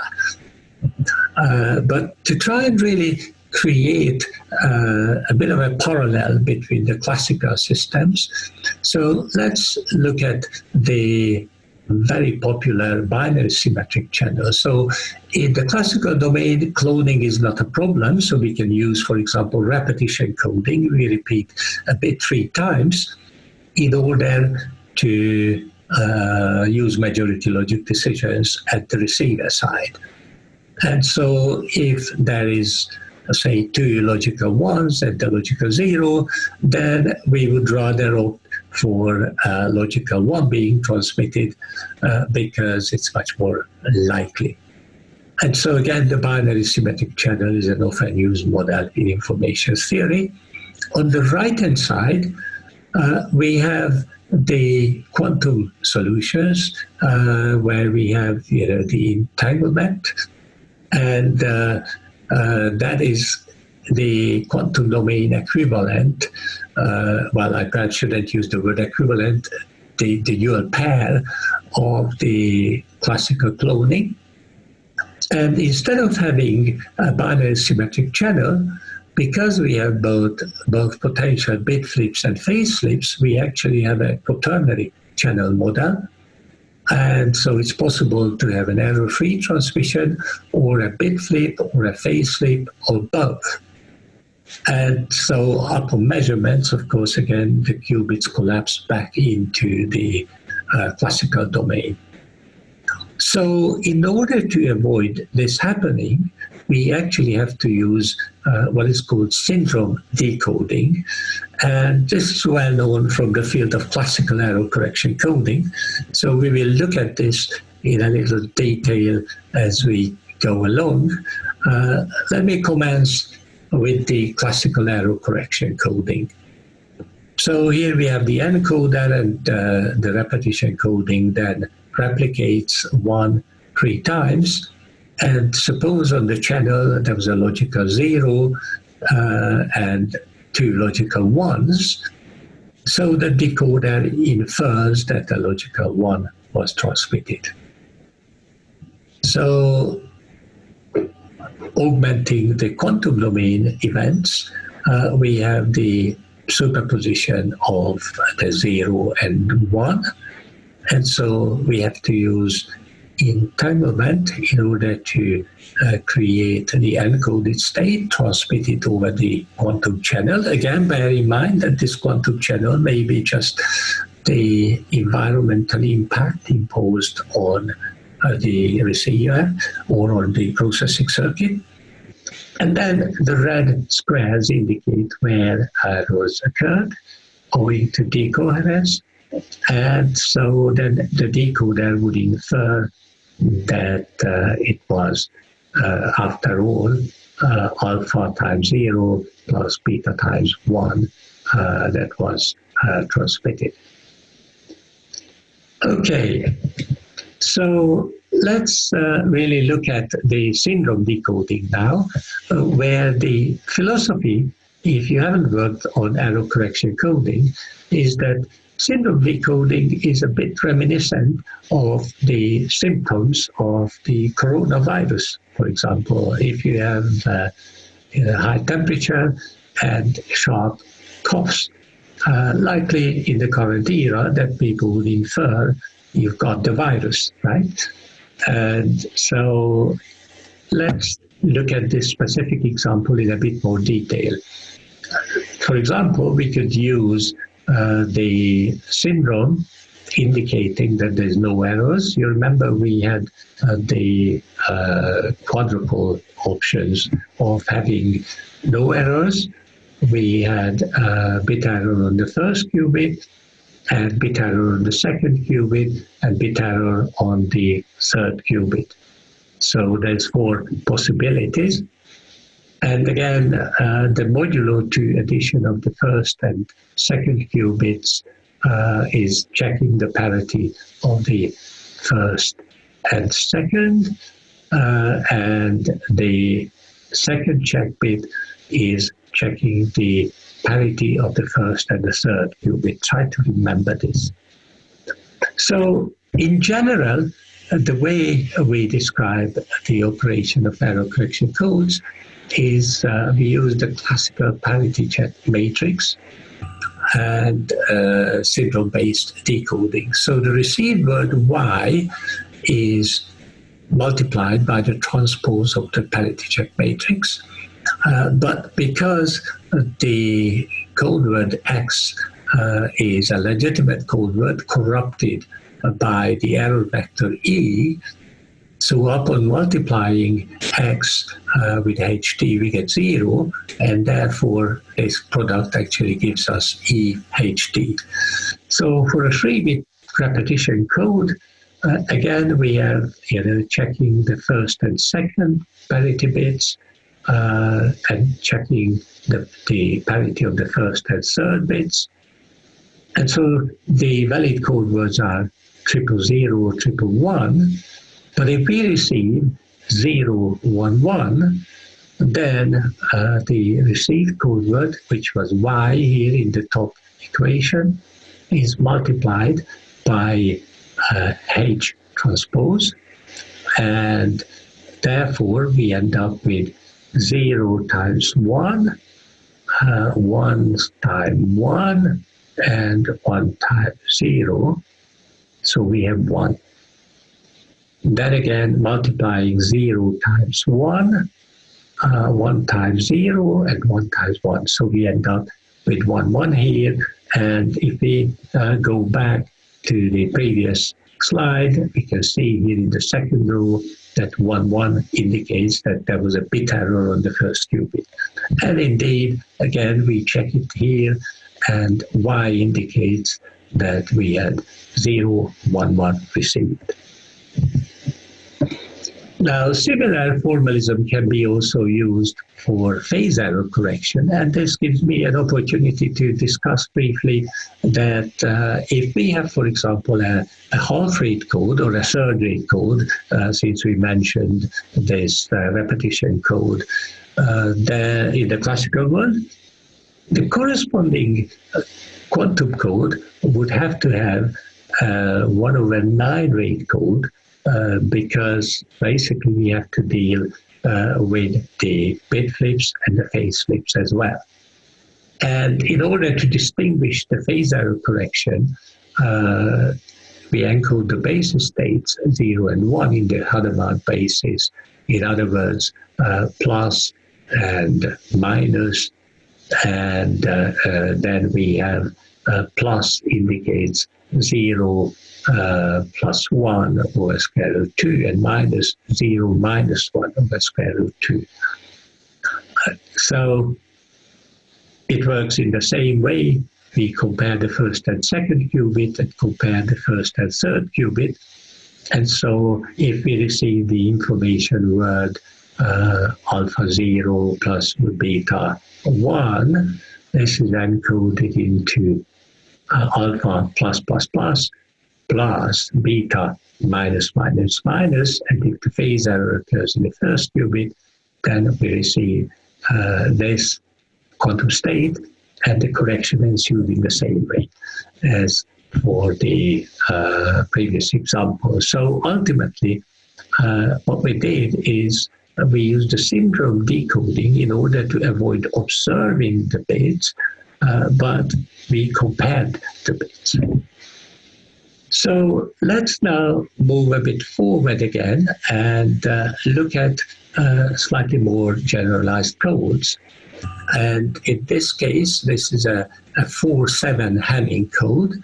So basically we have 4 information bits. It's a systematic code which copies down the original information bits, and then it would add 3 parity bits in order to protect the information bits. And so because we added 3 parity bits, this code will have a minimum distance of 3 between the legitimate code words, and it will be able to correct a single error.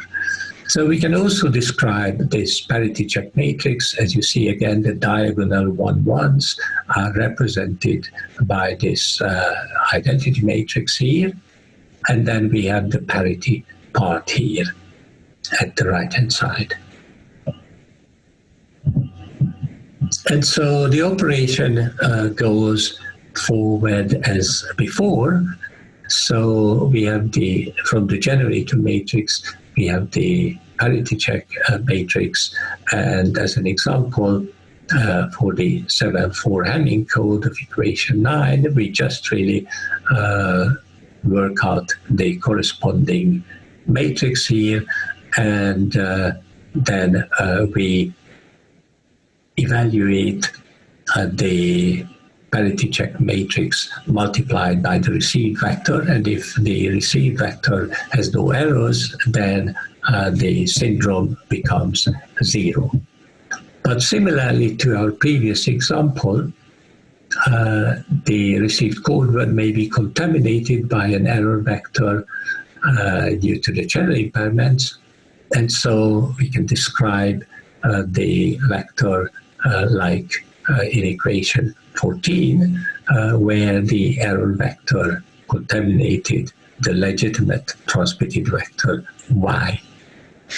So the error syndrome is a row vector which has n minus k elements. In this case, n equals 7, k equals 4, so it would have 3 elements.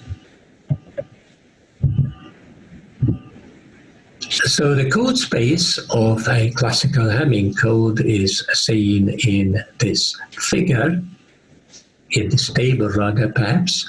And so here we have the original bits. And because we have 4 information bits, there's 16 legitimate information words. But when we add 3 parity bits, then we have 2 to the power 7, namely 128 possible code words.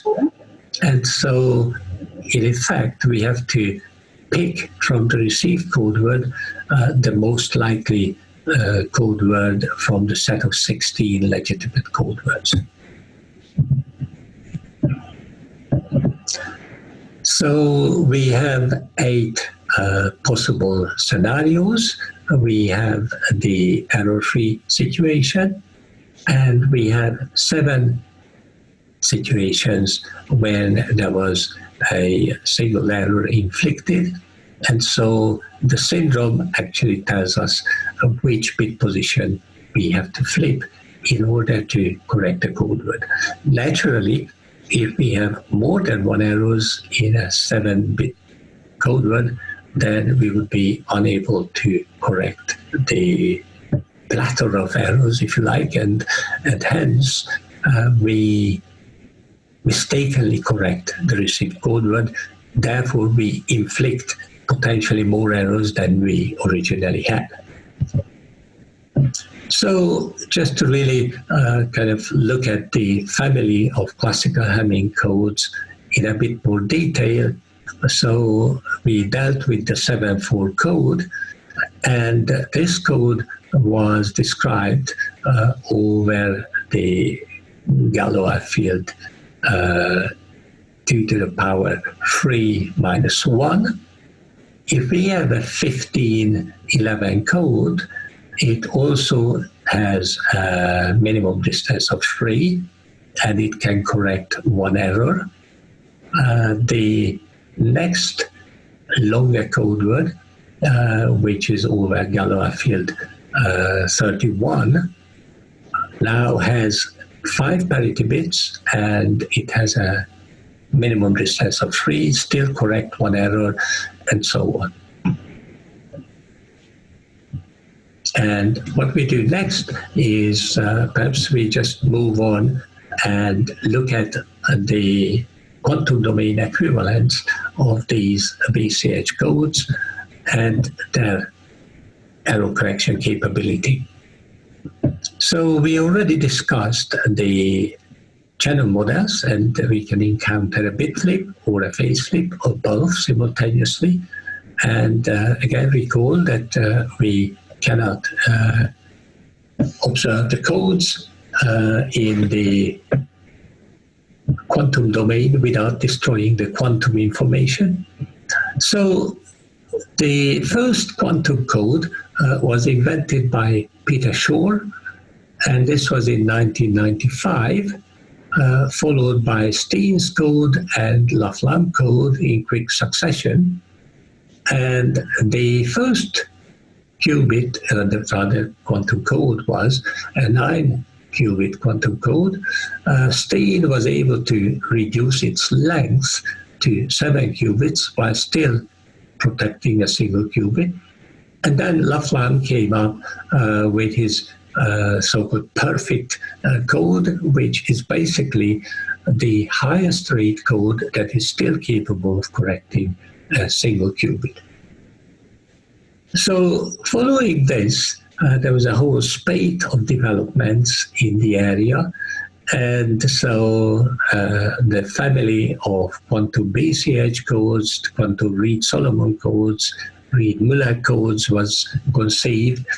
And so I would like to just really provide you with some results here now based on the quantum coding bounds and a family of actual quantum codes. So on the vertical axis, we have normalized distance, minimum distance of the codes, where the normalization is important for the sake of comparing different length codes under fair circumstances. On the horizontal axis, we have the quantum coding rate. And so naturally, the closer the code rate is to unity, the smaller the distance is, normalized or not. And as we extend the code word length to, for example, 127, then we can see that this code has a much higher minimum distance than the higher rate codes.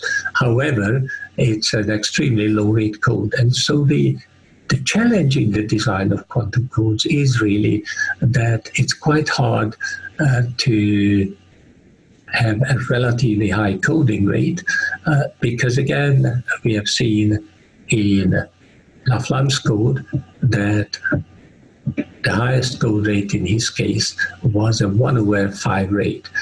And again, this was fairly plausible in the context of saying that we have to correct both bit flips and phase flips.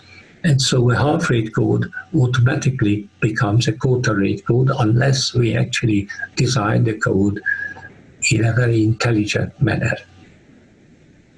So really, just to conclude our excursion in quantum coding, I would like to show one more result, which is based on quantum turbo codes.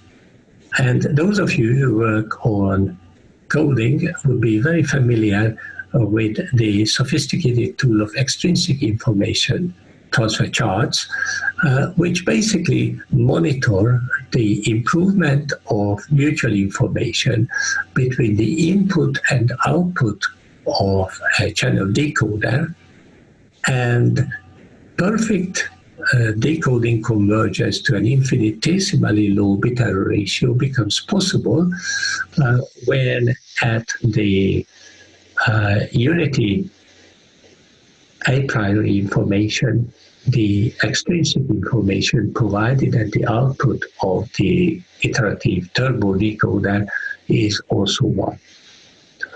There is a very important property in case of extrinsic information transfer charts, namely that the smaller the area between the mutual information curves of the two component decoders, the closer the scheme operates to the theoretical limit. And so the equivalent of capacity in the quantum world is the so-called hashing bound. And if we have an area which is tending to 0, then the code is capable of approaching the hashing bound.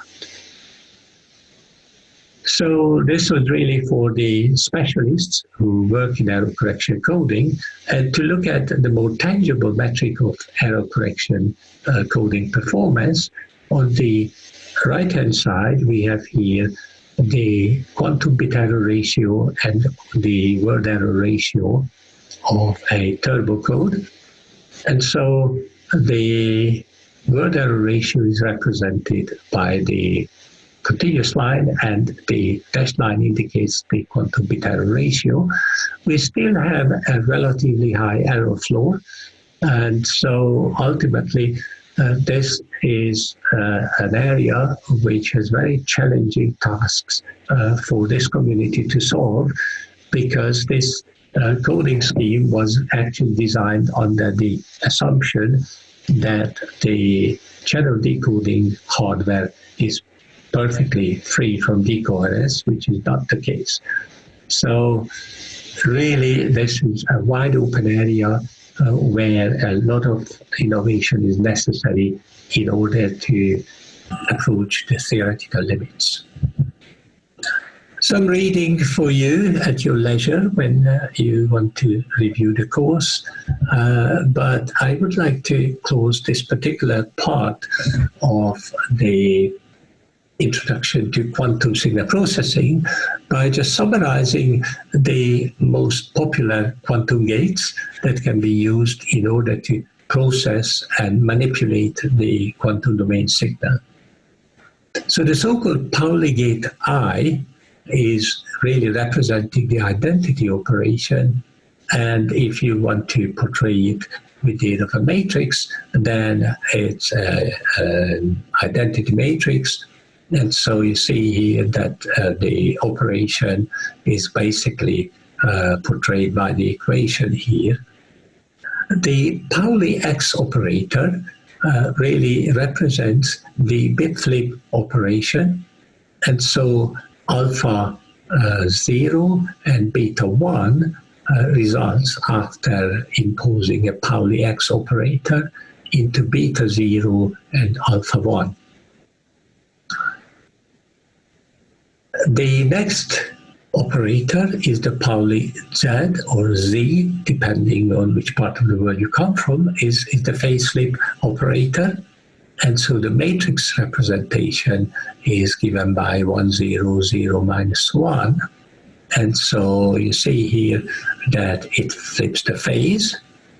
And then the Pauli Y operator is basically which uses, you recall from the so-called Bloch circle representation, which we introduced previously, that it transforms alpha 0 plus beta 1 into minus I beta 0 plus I alpha 1, where I is the imaginary operator.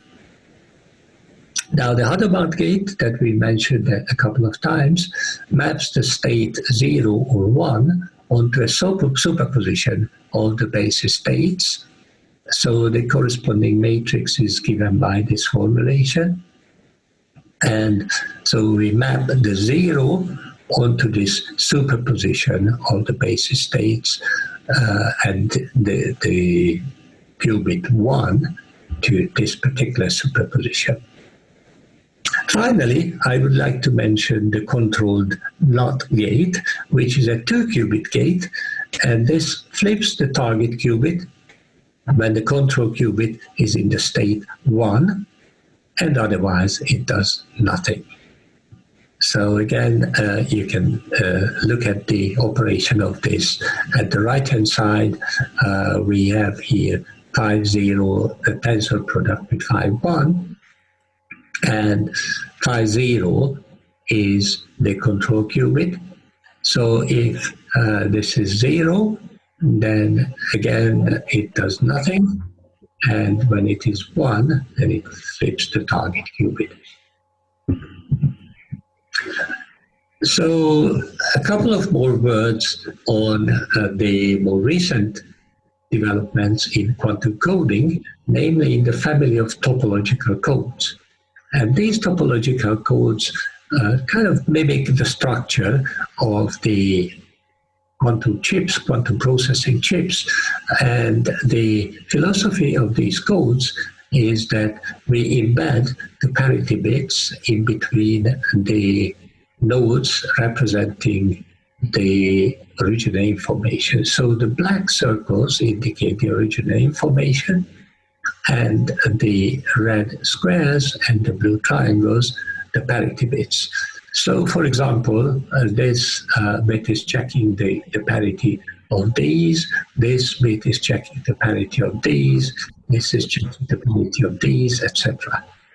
But the realization came when we were working on the quantum turbo codes that it will be many years before quantum technologies reach sufficient maturity in order to be able to really implement such long and powerful codes. And so at the current state of the art, we have to really design relatively short, low complexity codes so that the decoherence phenomenon does not set in before the code word computations are carried out. And this also means that we have to make sure that there is no kind of long range interaction amongst the bits. So, for example, this bit is not actually checking the parity of these bits, whereas in case of the most powerful quantum turbo codes, actually, the longer the code, the closer to capacity we would be able to get in the classical domain, and we would approach the hashing bound more closely in the quantum domain. So to show you some performance curves again for quantum topological codes, we have here 4 different quantum topological codes, the so-called color codes, the rotated surface codes, the toric codes, and the conventional surface codes. And the vertical line indicates where the different rate codes would start giving us performance improvements. So on the vertical axis, we always have the quantum bit error ratio. On the horizontal axis, we have the depolarizing probability. And so if we look at the code that has this line at the highest possible depolarizing probability, it's the rotated surface codes. And the code rates are between 1/9 and 1/121. So really, it's an extremely low rate code. And we have to get the fidelity of quantum computing to a value where the depolarizing probability gets below this value so that the rotated surface codes start to give us potential performance improvements. So topological codes are these representing an idea whose time has just come. Well, further research is required to quantify the effects of imperfect quantum gates used for constructing quantum error correction codes. And so this is ongoing research. At this stage, I would like to stop here and have a little pause in order to discuss your potential questions, observations, and then we will continue again with a portrayal of quantum search algorithms and their applications in existing large-scale search problems in wireless communications, big data, and other practical scenarios. Okay, folks, so we got to a little break again, and I would like to just really read out one or two of the questions which we have received in the meantime, and then perhaps we can continue with some of the slides which Sarah and Marcello prepared for us and continue our sort of dialogue throughout this phase again. So there was a question concerning the path loss in quantum communications and what is the transmission medium. So very briefly, I think we alluded to this, but the path loss in optical fiber is typically lower than in this particular, than in case of wireless systems, but really depends on the transmission medium. So there are models, you know, like classical optical fiber models which characterize the path loss, and similarly there are path loss models for the free space optical communications. But what is important to mention that in free space optical communications we have the so-called gamma-gamma distributed turbulences, and so this is reminiscent to a degree of the fading phenomenon that we experience in wireless communications, but the distribution is different. So there's quite a lot of interesting research problems there. The capacity of the free space optical channel in general is not actually known, so that's also an open question. Now, Marcello and Sarah have got a few little things to chip in with, so maybe I hand over to Sarah to reflect on the next question. Is that okay, Sarah, with you? Yes, sure. Next question is, with the advent of quantum computing in the future, how secure will be the classical cryptography technique presently deployed? Let me, okay, Marcello, are you sharing? Yep. I can share. Can you see it? Okay, yes. Okay. If you want to share, please go. No, okay, it's fine. Okay, let me try. Can you see? Yes. Yes. Okay. So to answer to this question, take into account that the key ingredient of current internet security is the integer factorization. So the data that you can see here in this picture comes from one of our co-author, Rod Van Meter. And as you can see, if you can access to the best supercomputer that will be available 20 years from now, breaking a 2000-bit key, it could require millions of years. Whereas a quantum computer here can, in principle, solve it in few minutes or hours. So this is not novel because the Shor algorithm is from 1994. So what it was around 20 years from now. So what is changed? Well, we have now working quantum chip up to 15 qubits in IBM lab, but Google has 17 qubits. And we can access to this quantum platform. So you can see, for your question, that the time for factorizing into primes a number grows exponentially with the length in bit of this number.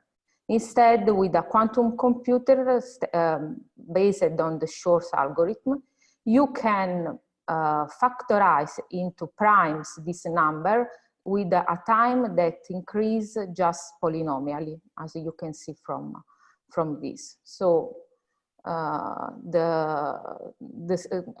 it will be the classical cryptography technique secure when a quantum computer will run, it will not be secure anymore according to this simple scheme. Marcello, do you want to add something?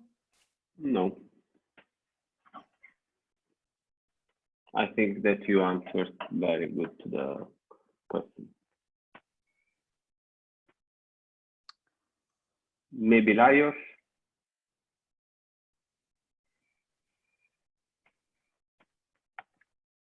Can you hear me? Yes. Oh, yes. sorry, I was muted, Marcello. Okay. Yeah. Okay. So obviously, we have to be realistic because there will be always tasks for which the quantum computers, as we know them today, will not be more efficient than classical computers. But this particular task, for example, the factorization of large numbers is particularly suitable for this. And later on, we will talk a little more about some of the other search algorithms. But I think the way we have to view quantum computing is that it's not going to solve all problems, but it will determine more like what is computable more efficiently with the aid of quantum computers and what more efficiently with the aid of classical computers. So, they will probably coexist for quite a while, even when these computers become a large-scale commercial reality. Okay, so we mentioned... Go on, Sarah. How is the no-cloning principle overcome in the case of entanglement swapping? Well, you don't copy. In the entanglement swapping procedure, you don't try to copy the entanglement. So you will not face against the law of the quantum mechanics. Let me share a picture that maybe it can be clear. With the entanglement swapping, you see here, you have the quantum repeater that I mentioned before during the first session. And you have this remote quantum device. So with the quantum repeater implements this entanglement swapping procedure that consists in having two Ampere pair distributed between these three devices. And then by performing some local operation to the quantum repeaters that are Bell state measurement operator, meaning an Hadamard C0 operation and a measurement, the results of this process is entangling the state at the two remote devices, as you can see from this. So there is no violation of the no-cloning theorem. Just one more point on this, of course. So every quantum communication system will have to have repeaters, regardless whether it's free space optical or optical fiber based.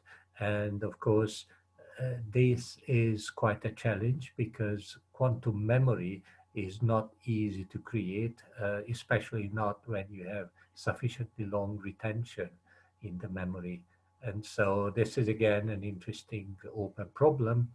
It may also raise the question perhaps concerning whether, say, network coding is feasible. And there was some discussion in the open literature about this, and there was some authoritative papers which claim that you cannot have quantum network coding, but actually it is possible, and there are at least one or two papers on this subject as well.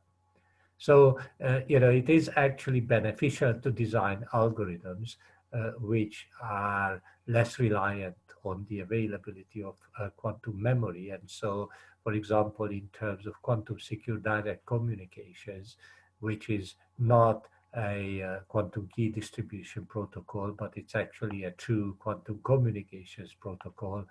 It is possible to create a system which requires only, for example, a single photon memory, which could be just an optical fiber. Okay, so what I suggest is we don't have at the moment uncleared questions. So Sarah and Marcello, would you like to put up some of your slides which you feel, you know, maybe of general interest at this stage, and we have a little more discussion around these before we roll the final video on the application of these ideas in classical communications. Well, we have a question in the chat, which is, in perspective, will be possible to realize mobile wireless quantum communication? And maybe we can, Sarah, use the slide to answer to this question. What do you think? Yes.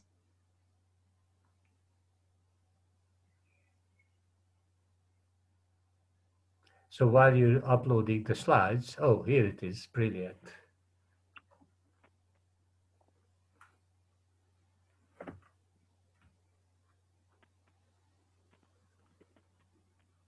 As Elias mentioned before, the quantum channel can also be an optical free space channel. So regarding to your question, Davide, yes, it can be by experience, by embracing also the experience that us as a community have for handling with this kind of channel.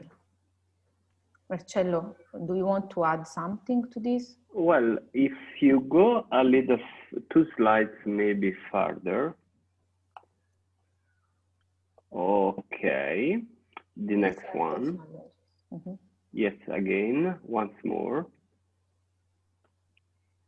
Again, yes, that one. Mm-hmm. Here, maybe it's not easy. Okay. It's not easy to sell, but we have this quantum computer, then we have an interface, and you need an interface because the quantum computing device can be built with different technologies, for example, superconducting qubits or quantum dots. But you may also have different quantum channels. And actually some of them, the first and the second, the satellite and the free space and the ground free space, are wireless. And when it comes to wireless, indeed, the problem with the, let's try to make it simple, the problem with the quantum mobile phone is more in terms of computing and memorizing information rather than in signaling. I'm not saying that it's easy to distribute entanglement in a wireless channel, but we can, it's much easier to right now to have experiments in terms of entanglement distribution through a wireless channel rather than storing that entanglement somewhere in a wireless device. May I add something to this? Sure, Can yeah. you hear me? Yes, yeah, absolutely. Okay. Carry on.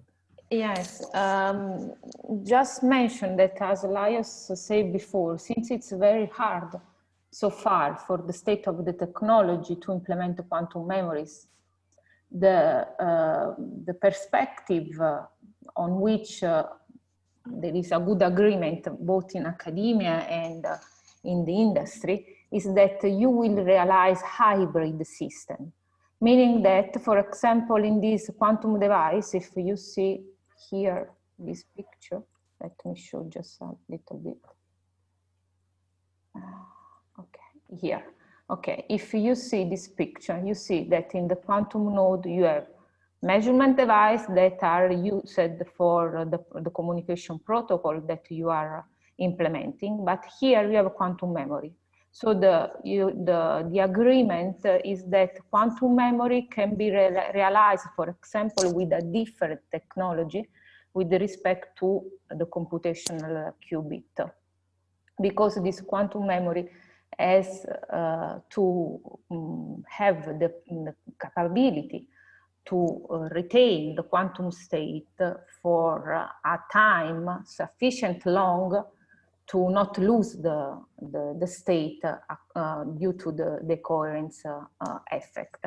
And then, as you can see from here, you have both the link, the quantum link for distributing the entanglement to send quantum bit, and then you have the classical link that can be a classical channel, the one that we are used to deal with. That's great. I think your previous illustration was also quite revealing in the sense that it really created a large and powerful quantum computer with data of smaller quantum computers and relying on entanglement. So the quantum internet is really a very important concept. And I'm pleased to see your recent paper down there, which I haven't actually seen. So look forward to perusing that paper. But again, the quantum internet in linking less powerful but more realistic, commercially available quantum computers is really quite vital. And I don't think it would make sense a long run to actually have too many quantum to classical conversions, mapping, say, 0 volts and 5 volts to the spins of electrons and then back again. It would make more sense to actually use entanglement to create these larger parallel quantum computers, if you like. So that's really great. Okay. I think that due to the time constraint, we need to move with the third pre-recording, right? What do you think? Yeah, that's good. And maybe we can show more slides at the end. Yeah, let's do that then. Okay. So then, Kerstin, can you please roll the third video? Yes, 1 second, I'll get it up. Yeah, that's wonderful. There's no hurry. People are still absorbing all this grueling and kind of challenging science fiction stuff.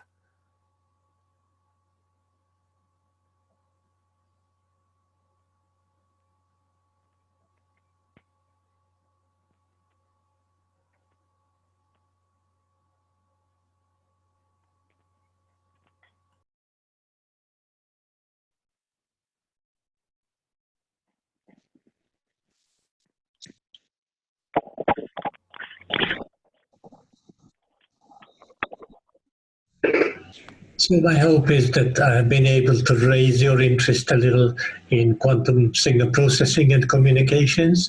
Just looking back, really following the historic preamble, we then briefly looked at a quantum key distribution example, and followed by the design of quantum codes which are capable of mitigating the effects of decoherence, and their development is so crucial really for raising the performance of quantum computing. And the remaining part of this little overview is really looking way into the future, into the era when quantum computing has become more or less a widespread reality, at least in high-value applications such as flight control or base stations, where the complexity is affordable to have a powerful quantum computer in the interest of solving large-scale search problems that have been plagued wireless communications over the years. So if you don't work in the field of wireless communications, really a hitchhiker's guide to wireless in the next couple of slides, one of the main problems that we are facing is that there's a multiplicity of subscribers who would like to transmit their information across the network. And so typically we use the so-called hexagonal cellular model, where there's a base station somewhere in the middle, and then the people transmit their information uplink to the base station. And the old-fashioned view is that the base station really detects just the desired user, and everything else coming from the other users is interference. However, as and when quantum computing becomes more widely available, then we can actually observe the parallel signals, and really none of the signals are viewed as interference. Everything is desired signal. Everything is useful desired signal. Now, of course, in the classical world, we try to reduce the complexity of these so-called maximum likelihood full search-based multi-user detectors. We did, for example, successive interference cancellation or parallel interference cancellation. However, in reality, these are excessively complex, even in today's base stations, and so there's a paucity of examples of using them.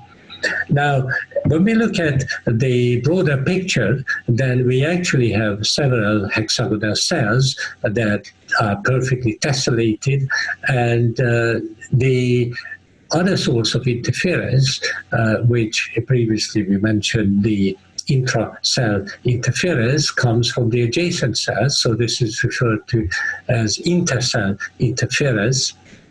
And we can actually mitigate this if we use the same frequency at a sufficiently high distance. However, this way, the so-called area spectral efficiency is substantially reduced, and hence we can support a reduced number of users. So just really take a further step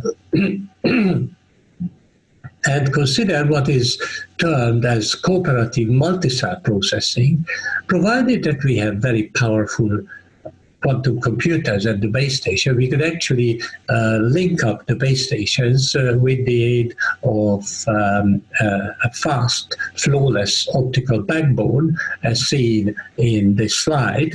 And in that case, we now end up with an even increased, further increased number of users, because now we don't just detect the users of a single cell, but the base stations exchange information, and they can also share the received signal from a particular user, especially if the user is close to the cell edge. And then both base stations would receive a relatively high signal-to-noise ratio, and therefore we can combine the signals into a large-scale detection and decision problem. Just to really indicate the scale of this problem, we will have a particular example later on, but imagine that you have, for example, say 100 users in this center cell, and the binary transmissions are assumed. In this case, 2 to the power 100 possible user signals have to be tested by the base station in order to find the most likely multi-user vector. Now, when we also combine the signals from the adjacent cells, then the problem becomes even larger. And so the size of this decision problem further escalates when we consider multi-level modulation schemes, because if we have, say, 16-level quadrature amplitude modulation and all users use this modulation scheme, then 16 to the power 100 is an extraorbitant number. Now, I'm not suggesting using, of course, multi-user detection for such a large-scale scenario. I'm just really indicating the scale of the problem, how quickly it escalates. So in the wireless communications literature, there's this ongoing debate as to whether to use orthogonal or non-orthogonal multiple access schemes. And so the classic examples of orthogonal multiple access are the well-understood frequency division multiple access, where every user has a dedicated time slot. frequency slot, or in DDMA, we have a dedicated time slot, and hence the number of users is hard limited by the number of resource slots available. Now, by contrast, in the NOMA scenario, the non-orthogonal multiple access scenario, we can actually potentially allow several users to be mapped to the same so-called resource block. And so a simple idea is that we could actually map the users to the same time and frequency slot, but at different powers. So this is so-called power domain non-orthogonal multiple access. One of the best known examples of both orthogonal and non-orthogonal multiple access is actually constituted by direct sequence code division multiple access. So if we use, for example, say orthogonal Walsh-Hadamard codes, then the system's capacity is hard limited. If we have, for example, a 16-chip code, spreading code in direct sequence CDMA, then we can only support 16 users. By contrast, if we opted for M sequences, for example, which are by definition non-orthogonal to each other, then the system actually has a soft capacity in the sense that there's many more M sequences than the number of chips per sequence, but they are not orthogonal to each other. And so this concept is quite popular, and it has found its way into the 5G standardization discussions as well. In fact, there's 17 different NOMA schemes being considered by the 3GPP standardization body. So to highlight the concept very briefly, so we have the source, then we have a convolutional encoder or a turbo encoder, LDPC encoder, we have a interleaver, we have a direct sequence spreader, and then we have a modulator, and then all user signals arrive at the base station either synchronously or asynchronously, but for the sake of simplicity, let's consider synchronous transmissions of rather receptions at this stage. And so at the receiver side, we assume that there's a quantum multi-user detector, and the information is exchanged in an iterative manner between a soft-in, soft-out channel decoder and the multi-user detector. I will not delve into too much detail concerning the turbo processing at this stage, but I'd like to move on to potentially the most powerful non-orthogonal multiple access technique, which is called spatial division multiple access. And the philosophy here is that in the CDMA system, when we transmit the originally orthogonal Walsh-Hadamard sequences over a dispersive channel, then convolution with the dispersive channel impulse response would actually destroy the orthogonality of the original spreading sequences. And hence, what's the point in transmitting orthogonal spreading sequences? And taking this just one step further, the philosophy of spatial division multiple access is that we can actually use the infinite number of unique user-specific channel impulse responses for distinguishing the users, provided, of course, that the channel impulse response is estimated sufficiently accurately. And hence, users that are close to each other would have fairly correlated channel impulse responses, and their separation might be a challenging task at the receiver. So in the next steps, we will compare the CDMA and the SDMA philosophies. And so let's see what happens when we invoke Grover's quantum search algorithm for quantum domain multi-user detection. So redrawing this figure a little bit just from the perspective of the quantum search algorithms, potentially Grover's quantum search algorithm is the best known quantum search technique. However, it relies on a number of idealized simplifying assumptions, which we will highlight in a minute. But the Boyer-Brassard-Hoyer TAP algorithm really circumvents some of these limitations and gets rid of these idealized simplifying assumptions. And the Dürr-Hoyer algorithm is probably the most practical amongst them. So the Grover's algorithm could be simply portrayed by saying that if we have, say, 1 million telephone numbers in a telephone book, then 22,500 search operations would be sufficient in order to find, with a very high probability, the one that we are looking for. However, in order to achieve this, we actually have to know the desired entries value. Now, this is not a problem for the case of a telephone number, but it may be a problem in other practical search scenarios. And we also have to know the number of solutions. In the case of the telephone book example, there would be only one.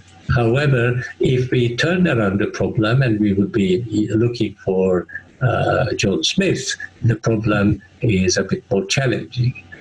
So in the BBHT algorithm, the number of solutions S can be unknown, and the Dürr-Hoyer algorithm really circumvents even the requirement of knowing the value that we are looking for, also with a high probability. So let me apply the Dürr-Hoyer algorithm in a very simple sort of hand-computed example.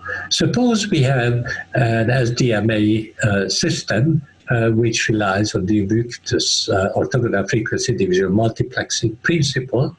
And suppose that we have just a single receive antenna at the base station, but 3 users are transmitting in the uplink simultaneously their 8-level pulse amplitude modulated signals.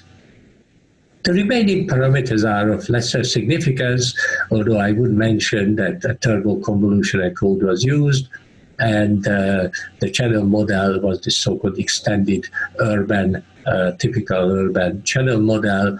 The mobile velocity was 130 kilometers per hour, and so on. So there was a practical Doppler frequency at 1024 OFDM subcarriers. So let me just really show you what the received signal constellation looks like in this particular case. So as I mentioned, we have 3 users. Each user has an 8 PSK signal, and this means that we have 8 times 8 times 8, namely 64 times 8 is 512 points in the full received signal constellation in the absence of any noise at all. So we're really looking for a needle in the haystack, if you like, and we have to find the most likely transmitted symbol combination. The right-hand side illustration just basically indicates the particular signal constellation points that were visited by the Dürr-Hoyer quantum search algorithm. Started from an almost arbitrary initialization. We can even initialize it randomly, or we can use the minimum mean squared error solution for initializing it. This lilac-colored dot here indicates maybe a starting point, and the blue dots are points that are actually more likely points than the starting point. The yellow or golden colored dots indicate those that are actually less likely, but this algorithm operates in a random fashion. And finally, this maroon colored square indicates the optimum value. So the algorithm was capable of finding the optimal solution by only evaluating the cost function a very limited number of times, instead of maybe sort of 24 or so times, instead of 512 times. And so this shows the power of the de Broglie algorithm in a very practical scenario. There's a vast number of other potential applications I will allude to before we conclude, but I felt that this example might appeal to the communications experts. These two illustrations just simply indicate that even if we start from a very different point, so we have the same illustration from the previous slide repeated here, but if we use a zero forcing algorithm to initialize the multi-user detector, this is down here as opposed to being up there in the top right-hand corner of this cube, and yet the same solution is eventually found. So it really shows that the algorithm is fairly robust to the initial conditions as well. So let's look at these performance versus complexity trends in this context in a real system now. Real in the sense that it's a much larger system. For example, using a single antenna at the base station and direct sequence CDMA and a spreading factor of 7.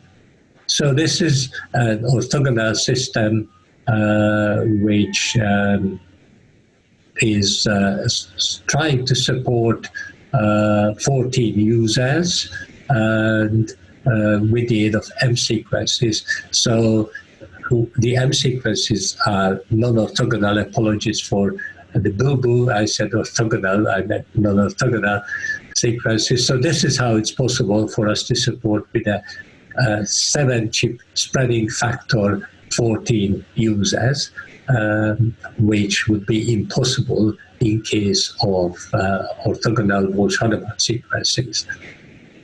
The second system is basically an SDMA system associated with a similar user load again. So the normalized user load in this particular case is actually 2, where we divide the number of users by the number of resources. So instead of using 7 chips in CDMA, in the SDMA system, we actually use 7 antennas.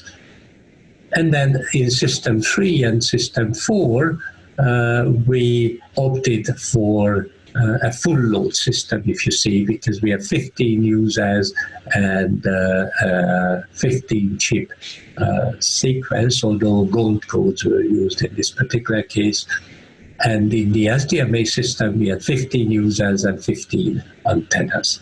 So BPSK transmissions were used, and again, just like before, turbo coding and 4 iterations over an uncorrelated Rayleigh feeding channel. So let's look at the results now. We have here 4 different curves, and we have the maximum likelihood multi-user detector, which is indicated by a circle, and the de Broglie algorithm assisted quantum multi-user detector, which is represented by the squares. So as and when the system has a normalized user load of 2, then even the direct sequence CDMA system is capable of operating adequately at a low bit error ratio. And the de Broglie algorithm does find the maximum likelihood solution at a much lower complexity. If we reduce the total system load from a normalized user load of 2 to a normalized user load of 1, then the performance improves by about 2 dBs or so. But the SDMA system outperforms the CDMA system in both scenarios. So just to take a quick look at the associated complexities. So direct sequence CDMA at 10 decibels uses a minimum of 604 and a maximum of 2,200 cost function evaluations instead of 16,000 and always finds the maximum likelihood solution, whereas the SDMA reduces the complexity in a fairly similar way. So again, we have 604 and 914. So basically, the performance remains pretty much the same as the maximum likelihood performance, but the complexity is 16 times lower in terms of the number of cost function evaluations. As I said before, this is just one specific example, and in general, a quadratic rule prevails. In other words, if we have, say, again, 1 million entries, then on the order of 1,000 evaluations are necessary, although there's also a multiplier of 22.5. This is why I said that 22,500 telephone book lookup operations would be necessary to find the number we were seeking to find. So there's some literature on these classical applications of quantum search algorithms, which you can consult at your leisure. But let me provide now another design example, although this is also under the umbrella of our example 3, because it relies also on quantum search algorithms. But it solves an extremely ambitious and challenging optimization problem. Again, for the wireless experts, just to cast our minds back, we spent probably about 60 years after Shannon's pioneering paper approaching the Shannonian capacity we did of turbo coding and LDPC coding, iterative transceivers, etc.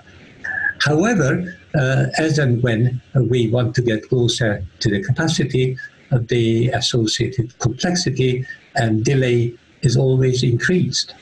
And really, Shannon never made any explicit predictions about the block length we would have to use in order to approach capacity and achieve an infinitesimally low bit error ratio. Same is true for the complexity. So in the existing literature, there are papers on multi-component optimization, but very often the multi-component optimization problems are so complex that we just use constrained optimization in order to really mitigate the associated optimization complexity. This will change, and we will have to re-evaluate what is feasible and possible when quantum computing is a commercial commodity. And so in the examples that we would like to look at, we will look at the joint optimization of the bit error ratio, the delay, the power, and the complexity. And again, you've got some reading here at the bottom, which would give you a more deep insight. But of course, in general, in telecoms or signal processing, a huge variety of optimization criteria are used. And it does depend very much on the application as well, for which particular criterion is the predominant one or the salient one for us to use. In communications, very often the bit error ratio is the prevalent criterion, but this is a very challenging optimization problem. So instead, very often we use minimum mean squared error optimization. This still does not actually result into direct optimization, say, of the peak signal to noise ratio of a video transceiver. And there's all these other issues of fairness and so on. So this is really reminiscent of our daily lives as such. We all aim for optimizing our life's objective function to a degree, and there are Olympic champions who optimize their fitness. There are well-known highly acclaimed scientists who strive for recognition. There is also people who just want a simple life and want to enjoy their hobbies. One could also use, of course, money and fiscal wealth to optimize. And this way, the point I'm trying to make is that the choice of the objective function is much more crucial in terms of determining the result than how you actually achieve that. And so in this context, I'd like to now draw your attention to an interesting application. Perhaps I just can take a little step forward first and tell you about a recent research project which we carried out for industry, where the task was that the customer was interested in finding out whether it was feasible to create an ad hoc network across the Atlantic by hopping messages from, say, London Heathrow Airport to JFK in New York. As you see, the planes are progressing to the west, closer to the North Pole, and then coming back further south with the jet stream at a higher speed. And so this is really a bit like an ordered ad hoc network. The European scenario looks fairly different, a bit more chaotic, but again, it could be supported with the aid of an efficient ad hoc network. And it's actually quite interesting to watch the planes as they come and land and depart and so on at this link.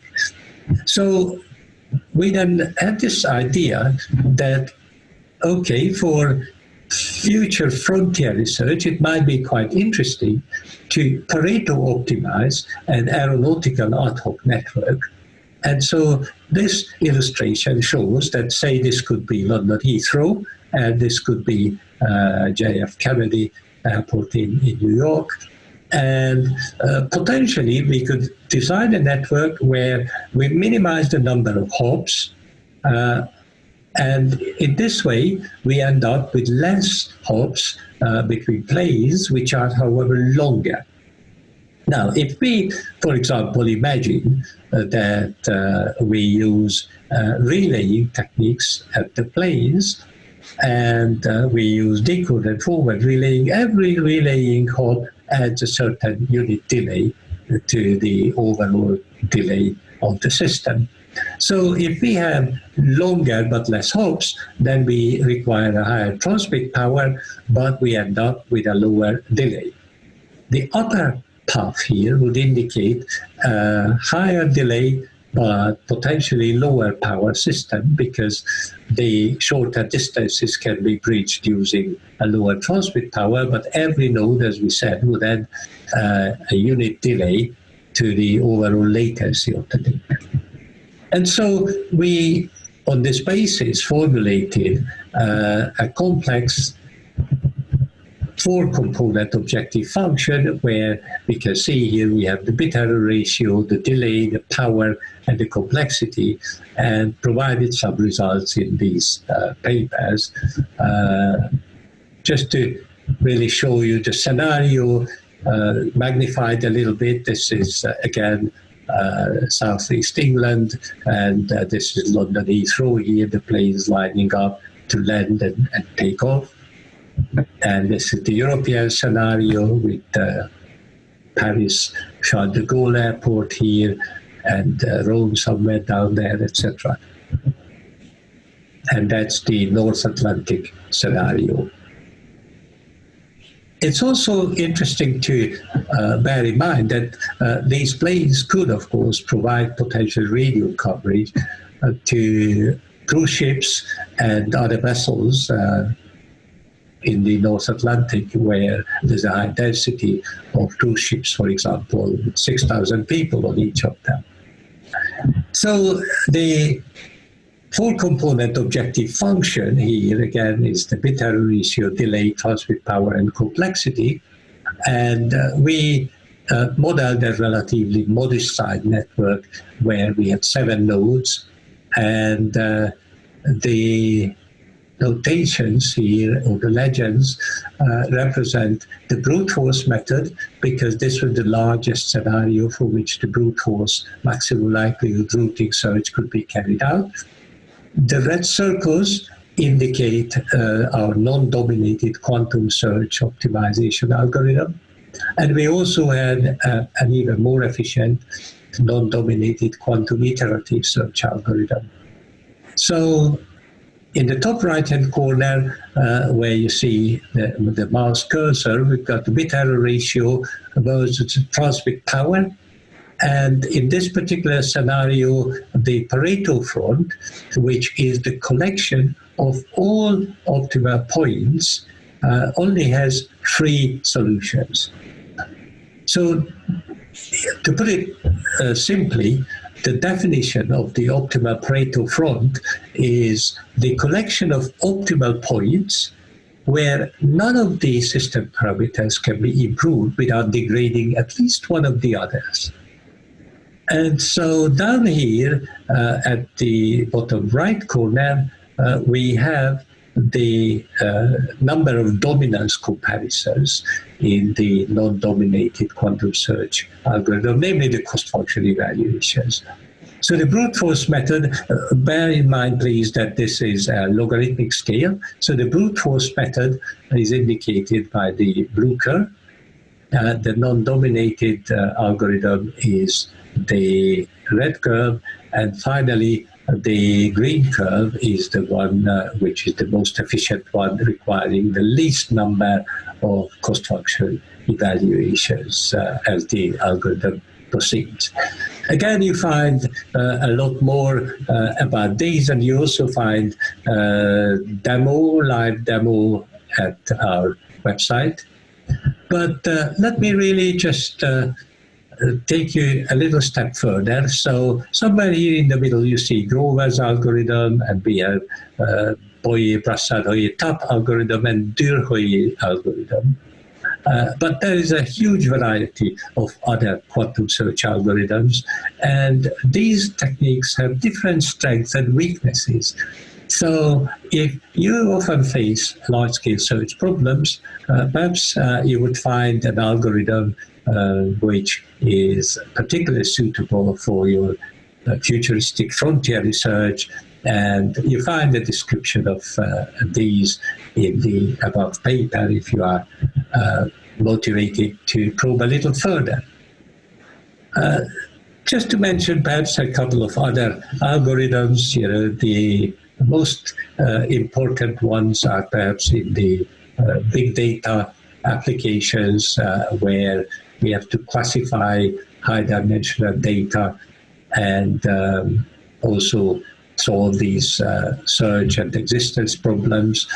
And perhaps I could move on to more the physical layer and security type applications, where I have had a lot of fun researching around with a number of other motivated scientists in the field. So we did look at the multi-user detection algorithm, but we also expanded the search scope of the multi-user detection to joint channel estimation and data detection, where we exchanged soft extrinsic information between these two components iteratively.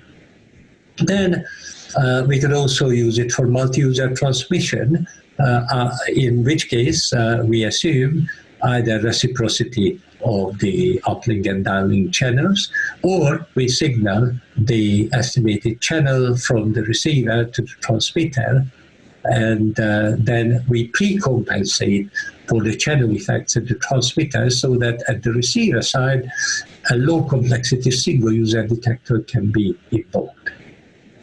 We mentioned the multi-objective routing, and so we had 4 components in that scenario, but there's also a similar promising emerging area, namely breaking public key cryptography schemes with the aid of quantum search algorithms. In fact, this is one of the main motivations for using quantum key distribution in general. We also published design examples of indoor localization, But as I said, there's a whole plethora of open problems in the field. We already mentioned the cooperative multi-cell, multi-point systems, and quantum machine learning is an emerging tool that has lots of open facets. I'm coming now back to my almost utopian vision about the next steps in communications, because after all, near capacity communications, at least for a single link, is realistic in today's era. However, what we really ought to aim for under the communications version 2.0 is to strike the optimum compromise between information security and integrity in terms of bit error ratio. So really, there's a huge plethora of tasks out there in the field of quantum communications, in integrating terrestrial communications with drones and UAVs, as well as sky platforms. So basically, we could use the quantum domain equivalent of the space, air, ground integrated systems that are so vigorously researched in the open literature these days. I haven't even touched upon a huge variety of issues, apart from the quantum secure direct communications problem I just mentioned in passing. We have this huge problem that implementing quantum memory and quantum repeaters is quite a challenge because these memories have a very short decoherence time. So in the short term, before the memories improve, it is vitally important to design systems that can dispense with memory or have as short a memory requirement as possible. Quantum repeaters must have been used in the Mises experiment. Indeed, quantum network coding is a very interesting topic. There was a controversial paper in the literature which actually claimed that it's not possible to implement quantum network coding. But then there's also evidence in the literature that it is. And so we, as open-minded researchers, have to stand in the middle until there's irrefutable evidence to the open questions. Now, of course, so far I mainly considered terrestrial wireless communications in the sort of sub-6 gigahertz or millimeter wave areas, but free space optical communications is another important area where quantum communications is likely to result into hitherto unseen progress.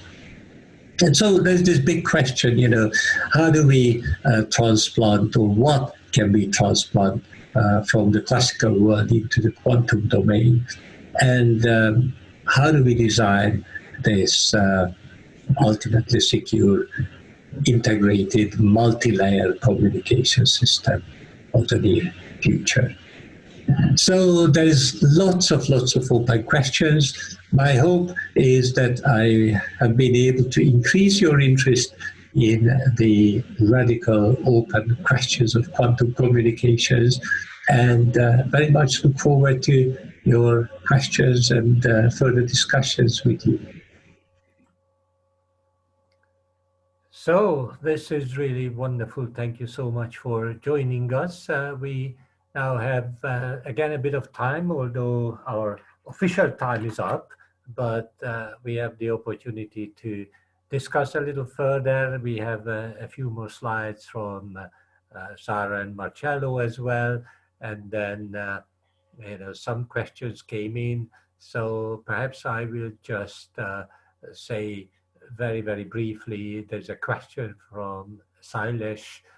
Is it possible to perform joint resource allocation and quantum cryptography as an optimization problem? And I think this is really a wonderful proposition for open research, ultimately in engineering, there is always a trade-off, and very often we just deal with the trade-offs as they are, like we understood, for example, the power versus bandwidth efficiency, like we understand the physical layer security versus integrity, because we can always improve the bit error ratio, for example, if we increase the power, but at the same time, the eavesdropper has a better chance of actually detecting the message. So, there's all these trade-offs, but we have moved on gradually. And, if you think about the past 60, 70 years, for example, in wireless communications, initially, there was this tremendous drive for bandwidth efficiency. So it was a single component optimization. And, then we looked at green radios. And so people were looking at power efficiency as opposed to bandwidth efficiency. But actually, that's also lopsided. And so this is why in this review, we were really advocating quantum computing as basically being capable of solving these hitherto unsolved, very demanding Pareto optimization problems. And so it opens up really a totally new era. So before I hand over to Sara and Marcello, I also just spotted on the list some of my previous colleagues or current colleagues like Darius Chandra and also Nur Othman and Dimitrios Alanis and so on. It's so lovely to have you involved in this, and really I portrayed much of your work as we sort of did a lot of crystal ball gazing together. But enough of that, back to Sara and Marcello, and I think Sara wanted to answer one or two questions still. There are no any more questions, I think. It's empty. Well, I mean, obviously we still have a bit of time. Perhaps if the audience would like to send in any more questions, my hope is that in this third part we were able to sort of answer that piercingly astute question, which one of you asked previously, namely, are we going to see quantum wireless communications? And I think, philosophically speaking, the quantum domain applications will always appear first in the high value scenarios, like, for example, the sort of aircraft routing, because after all, there's nothing more important from a security perspective than aircraft communications.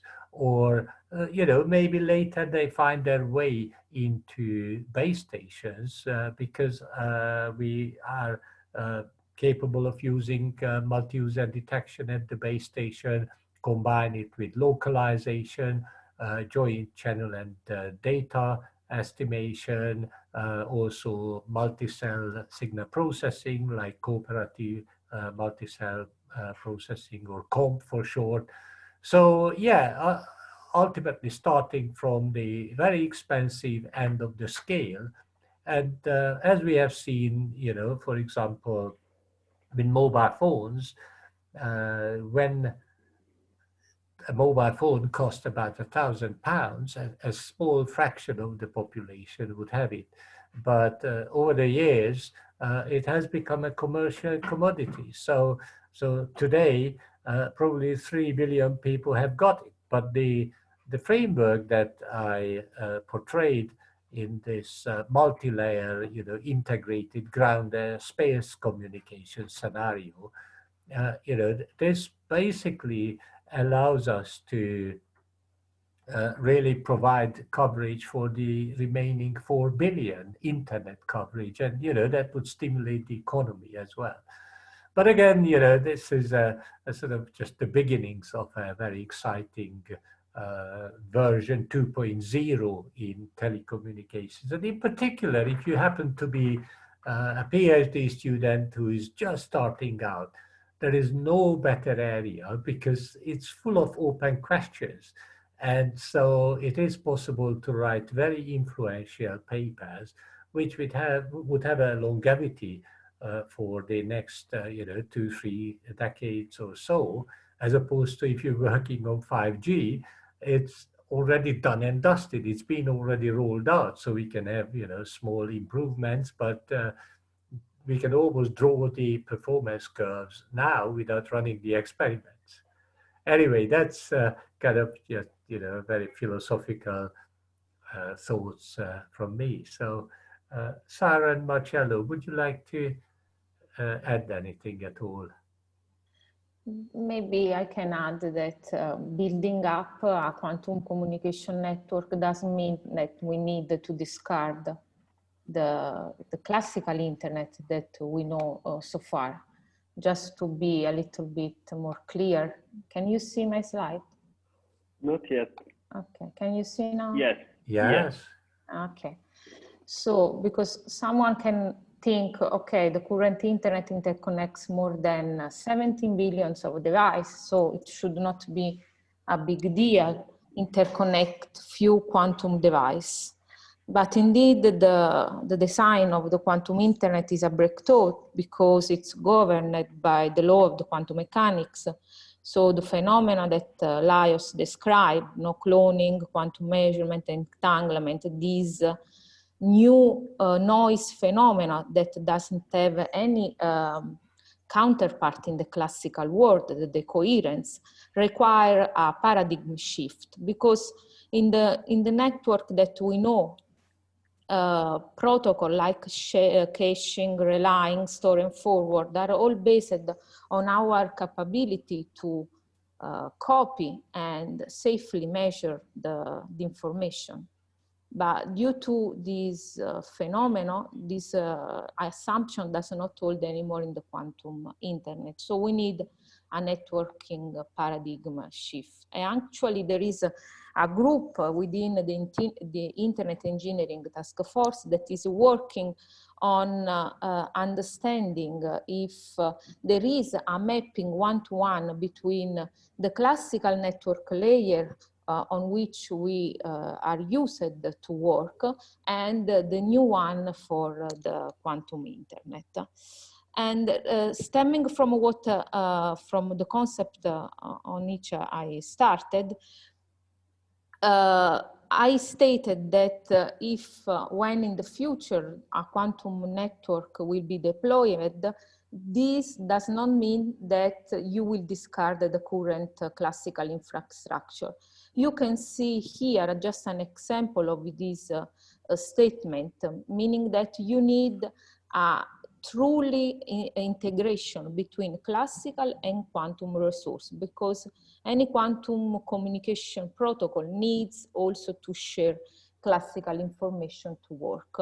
And in this picture that you can find here in this paper,